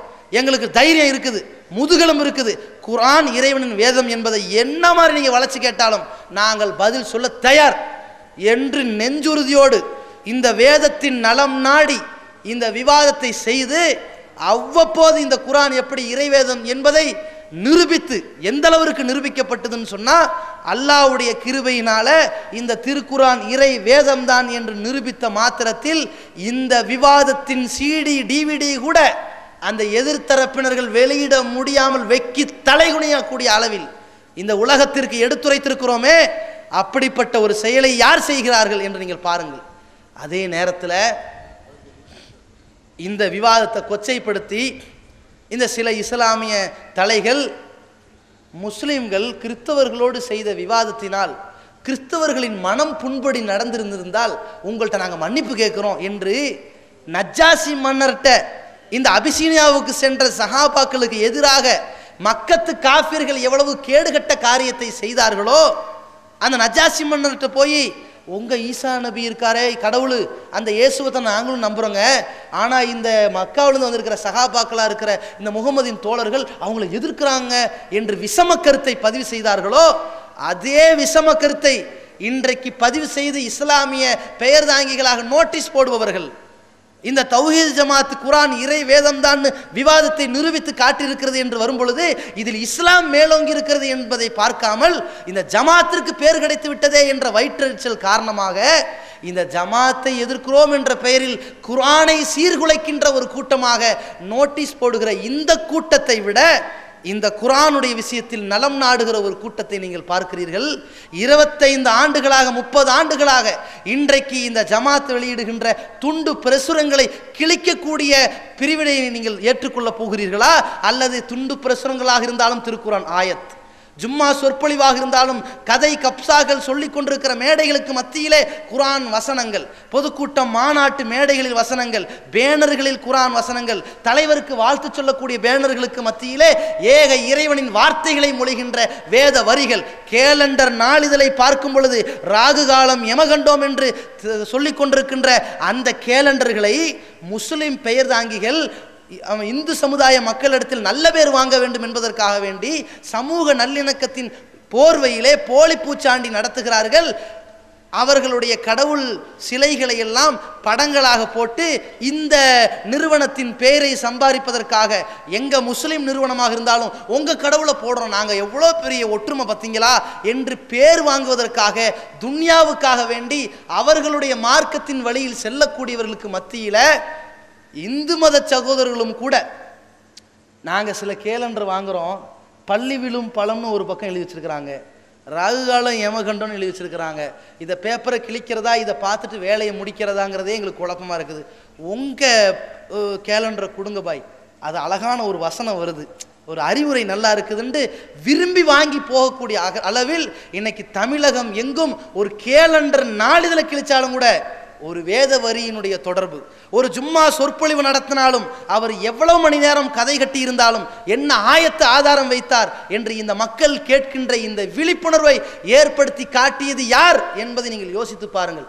இறை வேதத்தின் விஷயத்தில் நலம் நாடுகிற ஒரு கூட்டம் இந்த ஜமாத்தா இல்லையா என்பதை நீங்கள் பாருங்கள். இன்றைக்கு திருக்குர்ஆனுடைய மொழிபெயர்ப்பு தமிழகத்தில் உள்ள ஏராளமான இந்து மத சகோதரர்களுக்கு மத்தியிலே, இந்த திருக்குர்ஆன் வயத வரிகளை தவறாக புரிந்திருக்கின்ற காவல் நிலையங்களுக்கு மத்தியிலே, சட்டத்துறை அறிஞர்களுக்கு மத்தியிலே, நீதிமன்றங்களிலே இந்த திருக்குர்ஆனை படியுங்கள், சந்தேகம் இருந்தால் கேளுங்கள் என்று பகிரங்க சவால் விட்டு, இந்த திருக்குர்ஆனை போன்று ஒரு சூறாவை கூட கியாமத்து நாள் வரும் வரைக்கும் கொண்டு வர முடியாது என்று நெஞ்சை நிமிற்றி பேசக்கூடிய ஒரு ஜமாத் எந்த ஜமாத் என்பதை நீங்கள் முடிவெடுத்துக் கொள்ளுங்கள். இதற்கு உங்களுடைய ஒத்துழைப்பு இருக்க போகிறதா, அல்லது இந்த குர்ஆனுடைய ஆயத்துக்களை கேவலப்படுத்தக்கூடிய வகையில் எப்படி நம்புறாங்க தெரியுமா? குர்ஆனுடைய வசனங்களை சபையில் சொல்ல கூச்சமா இருக்கிறது. அவ்வளவு கேவலமான வயிற்றுல கட்டி இருக்குதா, இந்த சூறாவை எழுதி பேப்பர் எழுதி அந்த கட்டியில் வச்சுக்கோங்க, கட்டி கரைஞ்சிரும். இதுக்கு தான் குர்ஆன் வந்துச்சா? எவ்வளவு ஏமாத்துற வேலை. கணவனை வசியம் பண்ண போறீங்களா, இந்த வசனத்தை எழுதி 7 தடவை ஓதி தண்ணியில் ஊதி அந்த தண்ணியை சோத்துல குழச்சி புருஷனுக்கு சோத்தை போட்டிங்கன்னா அதோட வசிய மருந்து போட்டாச்சு. இதுக்கு தான் குர்ஆன். எவ்வளவு கேவலமான செயலை நம்பி வச்சிருக்காங்க இந்த சமுதாயம். இதில் எழுதுறாங்களா, மாமருந்து பாருங்கள் என்று சொல்லி கொசுக்களை விரட்டுவதற்கு குர்ஆன் வசனம். என்னடா இது, ஒரு 4 வசனம். இந்த வசனத்தை நீங்கள் ஓத வேண்டும், ஓதி தண்ணியில் ஊத வேண்டும், ஊதி அந்த தண்ணியை கொண்டு போய் படுக்கறையில் தெளிக்க வேண்டும். எது தூங்க முடியாதுல்ல, ஈரமாயிருமே, தெளிக்க வேண்டும், அவ்வளவுதான். கொசுக்களே, நீங்கள் இறைவனை நம்புவது உண்மையானால், அதுக்கு என்ன தாவா பண்ணி, இறைவனை நம்புவது உண்மையானால் எங்களுக்கு தொந்தரவு செய்யாது என்று சொல்லிட்டு தூங்க, ஒன்றும் பண்ணாது. இதுக்கு தான் குர்ஆனா? எவ்வளவு பூச்சாண்டி காட்டுறதுக்காண்டி இந்த குர்ஆன் வச்சிருக்காங்க பாருங்க. கத்தம் ஓதருக்கு குர்ஆனா? இறந்து போனவர்களுக்கு நன்மையை சேர்க்கிறங்கிற பேரில் வாழ்கிற காலத்தில் அவனை திருத்தருக்கு துப்பில்லை, வக்கில்லை, வாழ்கிற காலத்தில் பாவமான காரியத்தை செஞ்சுக்கிட்டு இருக்கிறீங்க. இந்த இடத்துக்கு மத்தியில் இந்த குர்ஆன் வசனங்களை நேர்வழி காட்டியாக பயன்படுத்துகிற ஒரு பிரிவு எது என்பதை நீங்கள் யோசித்து பாருங்கள். அது மட்டுமா நாங்கள் வச்சிருக்கிறோம்? நபிமொழிகளை பயன்படுத்துங்க, படியுங்க, சிந்தியுங்க, எடுத்துரைங்க. அந்த நபிமொழி தொகுப்புகளுக்கு முக்கியத்துவம் கொடுத்து அந்த ஹதீஸுகளுடைய தொடர்புள்ள மக்களாக நாம் எடுத்துரைத்து கொண்டிருக்கிறோமே. இவங்க என்ன செய்கிறாங்க தெரியுமா? ஹதீஸுகளுடைய தொடர்புள்ள மக்களாக வைத்திருக்கிறார்கள். எப்படின்டா, நாங்கள் வருஷம் புகாரி ஷரீஃபுக்கு ஆண்டு விழா நடத்துவோம், தினமும் புகாரி ஓதுவோம். ஓது என்ன புண்ணியம்? புகாரி ஓதுவாகலாம். எப்படி ஓதுவாங்க? அல்லாஹ் அல்லாதவருக்காக வேண்டி அறுத்து பலியிடக்கூடியவனை அல்லாஹ் சபிக்கிறான். டேய், நாளைக்கு எப்படா கந்தூரி? ரைட். அல்லாஹ் அல்லாதவருக்காக வேண்டி அறுத்து பலியிடுவனை நாளைக்கு அல்லாஹ் சபிக்கிறான். டேய், ஆடு எத்தண்டா இருக்க போறீங்க? இவ்வளவு கொச்சப்படுத்துறீங்களே தூதருடைய வார்த்தையை. அலி ரலியல்லாஹு சொல்கிறார்கள், நபிகள் நாயகம் ஸல்லல்லாஹு அலைஹி வஸல்லம் எனக்கென்று பிரத்யோகமாக எதையும் சொல்லிட்டு போகல. மெஞ்ஞானம் விஞ்ஞானங்கள்லாம் ஒன்றும் கிடையாது. ஒன்று சொன்னாங்க, 4 விஷயம்னு சொன்னாங்க. லானல்லாஹு மன் லான வாலிதைஹி, எவன் தாய் தகப்பனை சபிக்கிறானோ அல்லாஹ் அவனை சபிக்கின்ற நாசமாக்குவானாக. லானல்லாஹு மன் தபகலி கைரில்லா, அல்லாஹ் அல்லாதவருக்கு அறுத்து பலியிடக்கூடியவனை அல்லாஹ் நாசமாக்குவானாக. எவன் பூமியினுடைய அடையாள சின்னங்களை திருப்பி விடுகிறானோ, மாற்றி விடுகிறானோ, கையர மனாரல், பூமியினுடைய அடையாள சின்னத்தை மாற்றக்கூடியவனை அல்லாஹ் நாசமாக்குவானாக. லானல்லாஹு மன் ஆவா முஹதிசன், மார்க்கத்தின் பெயரால் பிதஅத்தான காரியத்தை செய்யக்கூடியவனுக்கு அடைக்கலம் தருபவனை அல்லாஹ் நாசமாக்கட்டுமாக அப்படின்னு அல்லாஹ்வுடைய தூதர் எனக்கு சொன்னாங்க. இந்த 4 தான் எனக்கு பிரத்யேகமாக கூப்பிட்டு சொன்னாங்க. அதையும் உலகத்துக்கு சொல்லிட்டாங்க அலி ரலியல்லாஹு அவர்கள். அந்த ஹதீஸ் இந்த புகாரில் தான் இருக்குது. அந்த ஹதீஸையே படிச்சுக்கிட்டு அலி அவர்களுக்கு மெஞ்ஞானம் வழங்கப்பட்டதுன்னு நீங்கள் நம்புனீங்கன்னா இந்த ஹதீஸுக்கு நீங்கள் என்ன முக்கியத்துவம் கொடுத்தீங்க? இந்த ஹதீஸையே படிச்சுட்டு அஜர்த்து மௌலித் எத்தனை நாள் ஓத போறீங்க அஜர்த்துன்னு கேட்டிங்கன்னா நீங்கள் இந்த பிதஅத்தை எதிர்த்து என்ன செயல்பட்டீங்க? அல்லாஹ்வுடைய தூதர் அவர்களுடைய சொல்லை சொல்லோடு நிறுத்தி விடாமல் செயலாக காட்டக்கூடிய ஒரு ஜமாத்தை நீங்கள் பாருங்கள். சரி, 3 இறைவனின் விஷயம், இறை தூதருடைய நலம், வேதத்தின் நலம் நாடுவது. 4வது என்ன? நபிகள் நாயகம் ஸல்லல்லாஹு அலைஹி வஸல்லம் அவர்கள் சொன்னார்கள், ஓ ஐம்மத்தில் முஸ்லிமீன், முஸ்லீம் தலைவர்கள் விஷயத்தில் நலம் நாட வேண்டும். முஸ்லீம் தலைவர்கள் விஷயத்தில் நலம் நாட வேண்டும்னா என்ன அர்த்தம்னு சொன்னால், அந்த முஸ்லீம் தலைவர்கள், அதாவது இந்த சமுதாயத்தை நேர்வழிப்படுத்துவதற்காக, மக்களுக்கு வழிகாட்டுவதற்காக ஒரு பொறுப்பாளி என்று நியமிக்கப்பட்டால் அவருடைய விஷயத்தில் நீங்கள் நலம் நாட வேண்டும் என்றால், அவர் நன்மை செய்யாவிட்டால் அது குறித்து கேள்வி கேட்க வேண்டும், தீமை செய்தால் அதை தட்டி கேட்க வேண்டும். அந்த மக்களிடத்தில் இவர் ஒரு பொறுப்பாளராக இருந்து மோசடி செய்தால் அது குறித்து விசாரிக்க வேண்டும், அது குறித்து அம்பலப்படுத்த வேண்டும். இதுதான் இவர் விஷயத்தில் நீங்கள் நலம் நாடுறது. ஏன்? உலகத்தில் மாட்டிக்கிட்டாருன்னா மறுமையில தப்பிச்சுக்கு வரல. அதான் உலகத்தில் நீங்கள் விட்டீங்கன்னா மக்கள் நடவடிக்கை எடுக்க முடியாது. ஒரு உறுப்பினர் இருக்கிறான், இந்த ஜமாத் எப்படி இந்த ஒழுங்கு நடவடிக்கை விஷயத்தில் கண்ணியமாக இருக்குன்னு நீங்கள் பாருங்கள். வேற எந்த ஜமாத் இருக்கான்னு நீங்கள் ஒப்பிட்டு பாருங்க. இந்த 5ஐயும் செய்கிறத மார்க்கம். இந்த 5 பரிபூர்ணம் செய்கிறது யார்? முதல் விஷயம், இந்த ஒரு உறுப்பினர் இருக்கிறாரு, வரதட்சணை கல்யாணத்தில் கலந்துக்கிறாரு. வரதட்சணை வாங்கி நடத்தப்படுகிற திருமணத்தில் கலந்து சோறு தின்றாரு. அவரை நம்ம நடவடிக்கை எடுக்கணும். ஏன் நடவடிக்கை எடுக்கணும்? தப்பு செஞ்சிருக்கிறாரு, நடவடிக்கை எடுக்க போகிறோம். அவர் திருப்பி கேட்குறாரு, போன மாதம் நம்ம ஜமாத் தலைவர் இந்த காரியத்தை செஞ்சாரே, எடுத்தீங்களா? அவர் தலைவர், பல வருஷமாக உழைச்சவர், அவருக்காக வேண்டி அப்படின்னு நம்ம வளைச்சோம்னா என்ன சொல்லுவார்? முதல்ல அவனை தூக்கி எடுத்துட்டு வாடா அப்படிமா. இப்போ மக்கள்கிட்ட இந்த கொள்கை அழிஞ்சிருமா? இப்படி தானே சமுதாயம் அழிஞ்சு நாசமாச்சு. தீமையை தடுக்காதனால தானே எல்லா மார்க்கத்திற்கு பெயரால் அந்த மார்க்கத்துக்கு முரணான காரியங்கள் அரங்கேறியதும், வரதட்சணை வட்டிங்கிற கொடுமைகள்லாம் ஊடுருவி இந்த சமுதாயத்தை நாசமாய் கொண்டு. யாராக இருந்தாலும் நடவடிக்கை எடுக்கணும். தப்பு தயவுதாசனை பார்க்கக்கூடாது, ஏற்றத்தாழ்வு பார்க்கக்கூடாது. என் மகள் ஃபாத்திமா திருநாளும் கையை வெட்டுவேன் ரசூலுல்லாஹி நான் சொன்னாங்களே, அந்த கொள்கை கடைசி வரைக்கும் இருக்கணுமே. ஏன்? இதுதான் பொறுப்பாளிகள் விஷயத்தில் நலம் நாடுவது. நம்ம என்ன பண்ணுறோம்? சிலர் கேட்பாங்க, அவர் அழகாக வேலை பார்த்தாரு, அவரை தூக்கி எறிஞ்சிட்டீங்களே, இவர் மேலே நடவடிக்கை எடுத்தா செய்வோம். இது ரசூலுல்லாஹ் காட்டி தந்த வழி.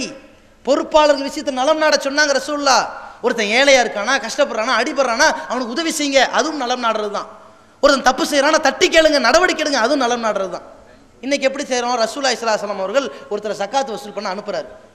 அவங்க தூது ஸல்லல்லாஹு அலைஹி வஸல்லம் அனுப்பும்போது அவர் என்ன பண்றாரு? போய் சக்காத்தை வசூல் பண்ணிட்டு அதுல பாதியை எடுத்துக்கிட்டு சக்காத்தை கொண்டு முழுசா ஒப்படைச்சிட்டாரு. ஒரு பொருள் எடுத்துக்கிட்டு இதெல்லாம் சக்காத்துக்குன்னு கொடுத்ததுங்க. இவர் என்ன பண்ணார்? சக்காத்துக்கு வசூல் பண்ண வந்தீங்கல்ல, உங்களுக்குன்னு இந்தாங்கன்னு எனக்குன்னு தனியாக தந்திருக்கிறாங்க அப்படின்னு சொல்லி காட்டுறாரு.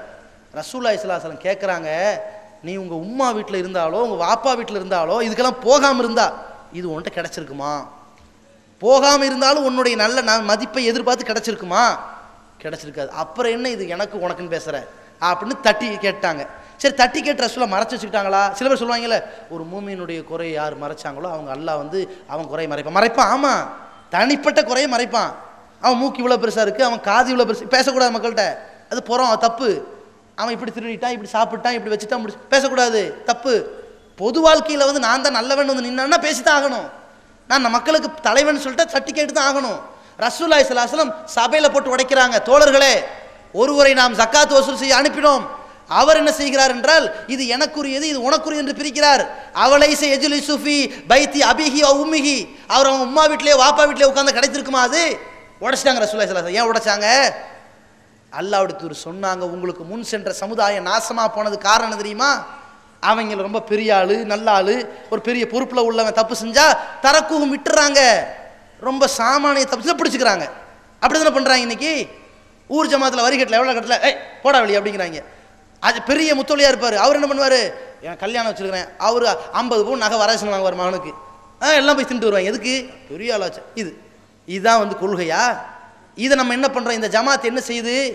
யாராக இருந்தாலும் சரி, கிளை நிர்வாகியாக இருந்தாலும் சரி, மாவட்ட நிர்வாகியாக இருந்தாலும் சரி, மாநில நிர்வாகியாக இருந்தாலும் சரி, மேலாண்மை குழுவாக இருந்தாலும் சரி, மாநில பேச்சாளர் கோடி ரூபாய் ஃபித்ரா கொடுக்குறோமே, ஒரு 3 கோடின்னு குறைஞ்சபட்சம் வச்சுக்கிட்டாலும் கூட 1.5 லட்சம் குடும்பங்கள் அதில் பாதுகாப்பு பெறுகிறார்களே, 200 வீதம்.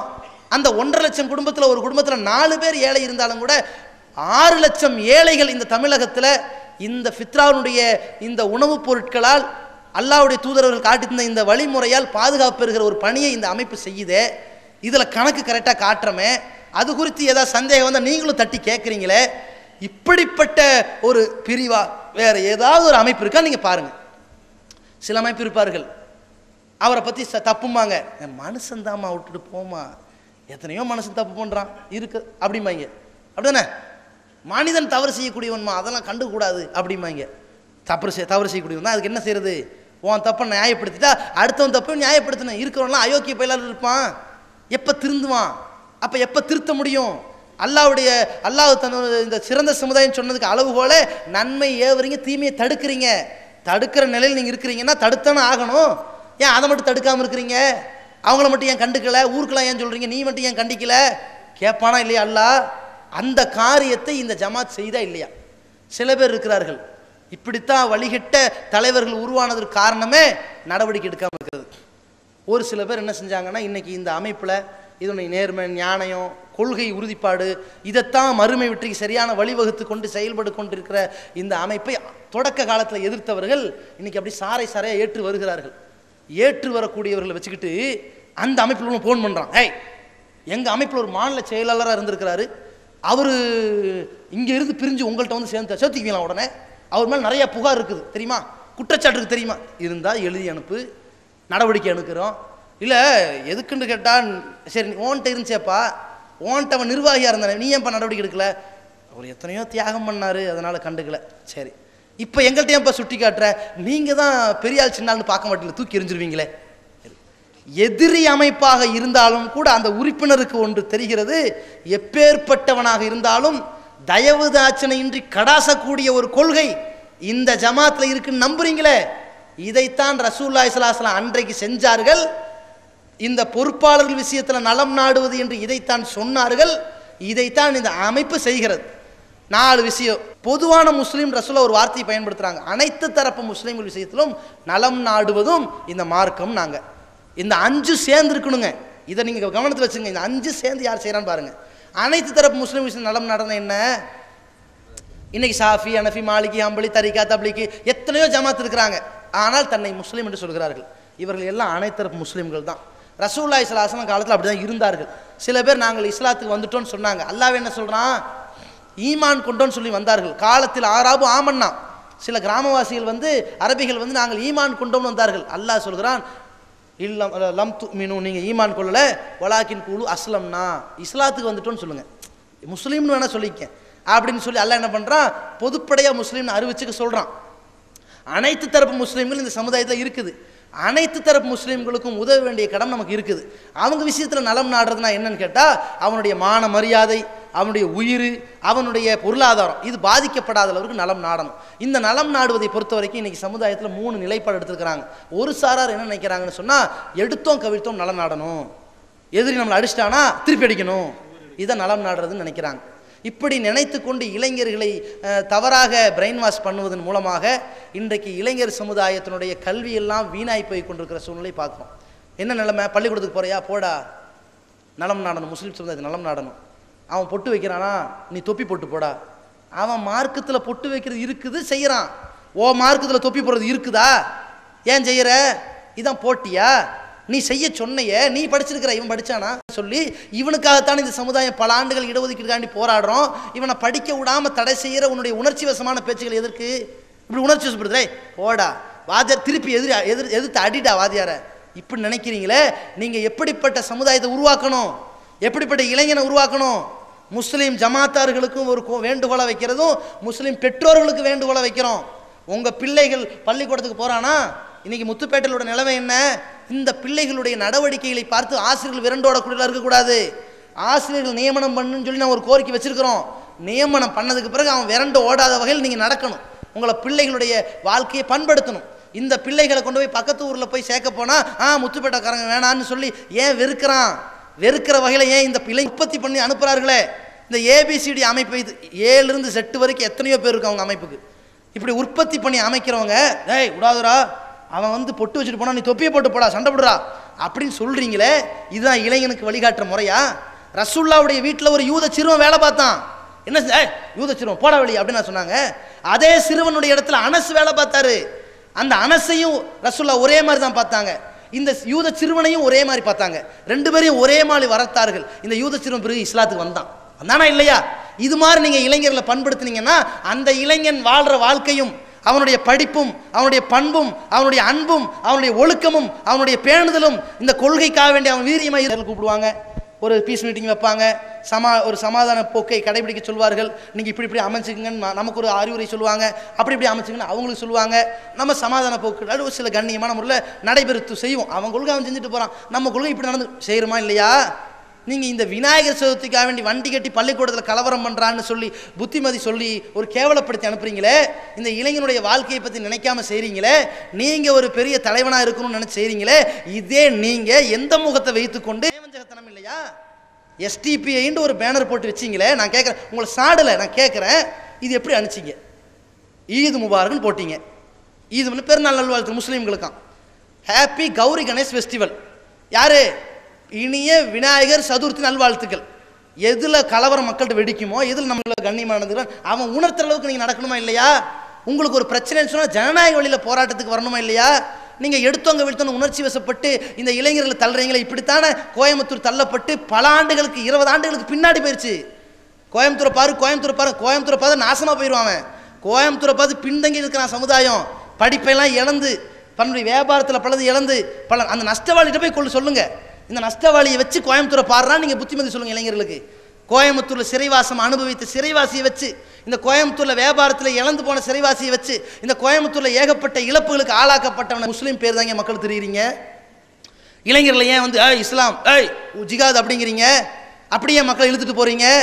இஸ்லாத்தை சொல்கிற அமைப்பு இல்லைன்ட்டீங்க. நீங்கள் அரசியல்வாதின்னு சொல்ல முடிஞ்சு போச்சு, அவ்வளோதான்.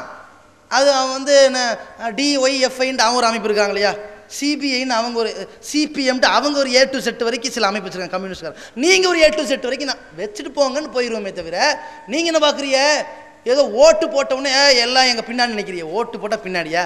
அதிமுக ஓட்டு போடுறாங்க, அதனால் ஜெயலலிதா இஸ்லாத்தின் பேர் தாங்கய்யா. கண்டுக்க மாட்டோம், அவ்வளோதான். ஓட்டு போகிறது சமுதாயத்துக்கு நன்மை செய்வாங்கன்னு ஓட்டு போடுறது. இஸ்லாத்தை ஏற்று வந்தவர்களை அரவணைக்கிற தாவா சென்று நடத்துறோமே, ஒரு வருஷத்துக்கு அல்லாஹ்வுடைய கிருபையினால 800லிருந்து 1000 பேர் இஸ்லாத்தை ஏற்று வருகிறார்கள். இந்த ஜமாத்தினுடைய தாவா பணியின் விளைவாக அவர்களுக்கு இஸ்லாத்தை எடுத்து சொல்ற வேலையை நம்ம செஞ்சுக்கிட்டு இருக்கிறோமே. உலக அளவுல இஸ்லாத்தினுடைய முன்னேற்றம் எந்த அளவுக்குன்னா, நம்ம கரெக்டான கொள்கையை சொன்னால், இன்றைக்கு புள்ளி விவரம் சொல்கிறது, இன்னும் 20 ஆண்டுகளில் இன்றைக்கு 700 கோடி மக்கள் தொகையில் 1/4 பங்கு 25% முஸ்லிம்களாக இருக்கிறார்கள். 20 ஆண்டில் இந்த வளர்ச்சி பெருகி 50% மாறுவார்கள் சொல்றாங்க. இது உலக நாடு பயந்துகிட்டு இருக்கிறான். இந்த சத்தியத்தை நீங்க சொன்னால், இந்த நேரான பாதையின் பக்கம் மக்களை அழைத்தால், அந்த பாதையின் பக்கம் அழைக்கும் பணியை செய்யக்கூடியவர்களோடு நீங்கள் ஒருங்கிணைந்து செயல்பட்டால், அதற்கு ஒத்துழைப்பு கொடுத்தால், இந்த இளைஞர் சமுதாயம் இதற்கு முட்டு கொடுத்து வந்தால், இந்த யூசுப் அலைஹிஸ்ஸலாம் சிறைச்சாலை இருந்தாங்கல்ல, எத்தனை ஆண்டுகள் இருந்தார்கள், அவர்களோடு இருந்தவர்களாம் இஸ்லாத்தை சொன்னாங்களே, அந்த கடமை நமக்கு இருக்கா இல்லையா? அந்த தாவா பணி இருக்கா இல்லையா? இப்ராஹிம் அலைஹிஸ்ஸலாம் தன் தந்தைக்கு சொன்னார்களே, இந்த பொறுப்புணர்வு இருக்கா இல்லையா? இதை கவனத்தில் வைத்து இளைஞர் சமுதாயத்தை பார்த்து கேட்கின்றோம். இஸ்லாத்திற்காக, அல்லாஹ்வுடைய நலத்தை நாடக்கூடியவர்களாக, தூதரின் நலத்தை நாடக்கூடியவர்களாக, வேதத்தின் நலம் நாடக்கூடியவர்களாக, முஸ்லிம்களுடைய நலம் நாடக்கூடியவர்களாக, அவர்களின் பொறுப்பாளர்களின் நலம் நாடக்கூடியவர்களாக, மொத்தத்தில் மார்க்கத்தை பரிபூர்ணமாக ஏற்று மறுமை வெற்றிக்காக அழைக்கும் ஒரு கூட்டம் தான் சொர்க்கத்திற்கு போகும். அந்த பிரிவு எந்த பிரிவு என்பதை நீங்கள் சமுதாயத்தில் இருக்கிற எல்லா பிரிவையும் வைத்து அலசி ஆராய்ந்து ஒரு நல்ல முடிவெடுங்கள். இது கட்டாயம் அல்ல, நிர்பந்தம் அல்ல. அந்த முடிவுக்கு நீங்கள் ஒத்துழைப்பு கொடுங்கள். இந்த ஜமாத்து தான் இவ்வளவும் செய்கிறது, இதை கண்ணியத்தோடு செய்கிறது. ஆனால் இது 100% சரியானது என்று நான் மாறுதட்டவில்லை. இது மனிதர்களால் நடத்தப்படுகிற அமைப்பு. இதிலும் தவறு இருக்கலாம். தட்டி கேட்கக்கூடியவர்களாக நீங்கள் வாருங்கள். இதிலும் குறை இருக்கலாம். அதற்கு ஒத்துழைப்பு கொடுக்கக்கூடியவர்களாக வாருங்கள். இது வளராமல் இருக்கலாம். இதை வளர வைப்பதற்கு நீங்கள் வாருங்கள். இது பின்தங்கி இருக்கலாம். இதற்கு உதவுவதற்கு நீங்கள் வாருங்கள். இந்த உதவியிலும் ஒத்துழைப்பிலும் பங்களிப்பிலும் அர்ப்பணிப்பிலும் உங்களை இணைத்துக் கொண்டு நம்முடைய சகோதரர்கள் தெருமுனை கூட்டங்கள், மெகாபோன் பிரச்சாரங்கள், பேனர் தாவா பணிகள், உங்களால இந்த தாவா பணிக்கு ஒத்துழைக்க முடியாட்டி பரவாயில்ல, இது போன்ற குர்ஆன் வசன பேனர்லாம் இனிமேல் அடிப்பாங்க இன்ஷா அல்லாஹ். எந்த முத்துப்பேட்டில் பார்த்தாலும் இந்த இஸ்லாத்தினுடைய இந்த பேர் எழுச்சி நீங்கள் காண போகிறீர்கள். அதற்கு ஒத்துழைப்பு கொடுங்க. உங்களால் முடியாட்டி பேனர் கிழிச்சு விட்டுறாதீங்க, சரியா? அல்லாஹ்வுடைய கோபத்துக்கு ஆளாயிராதீங்க. ஃபிரௌனை விட கேவலமான வேலை செஞ்சிடாதீங்க. அதே நேரத்தில் பெண்கள் பயான்கள், இன்ன பிற சொற்பொழிவுகள், எத்தனையோ வகையான தாவா பணிகளுக்காக வேண்டி இந்த கிளை நிர்வாகம் முழு முனைப்போடு செயல்படுகிற பொழுது மறுமையின் வெற்றியை எதிர்பார்த்து, நாளைக்கு இந்த 30 வருஷம் 40 வருஷம் எல்லாம் தற்காலிகம், நிரந்தரமான ஒரு வாழ்க்கைக்கு எதிர்பார்த்து நம்முடைய வாழ்க்கையை இம்மையை அமைத்துக் கொள்ளக்கூடிய பக்குவத்தை, வலா தமுத்துன இல்லா வ அன்தும் முஸ்லிமூன், முஸ்லிம்களாகவே அன்று நீங்கள் மரணித்து விடாதீர்கள் என்ற அந்த இறைவனுடைய அந்த உத்தரவை ஏற்று, அந்த கோரிக்கையை ஏற்று, இறைவனுடைய அறிவுரையை ஏற்று இஸ்லாத்தின் தூய வடிவில் வாழ்ந்து மரணிக்கின்ற ஒரு பாக்கியத்தை வல்ல ரஹ்மான் நம் அனைவருக்கும் தந்தருள்வானாக. வாஹிரு தவானா அல்ஹம்துலில்லாஹி ரப்பில் ஆலமீன். அஸ்ஸலாமு அலைக்கும் வ ரஹ்மத்துல்லாஹி வ பரகாத்துஹு. அல்லாஹ்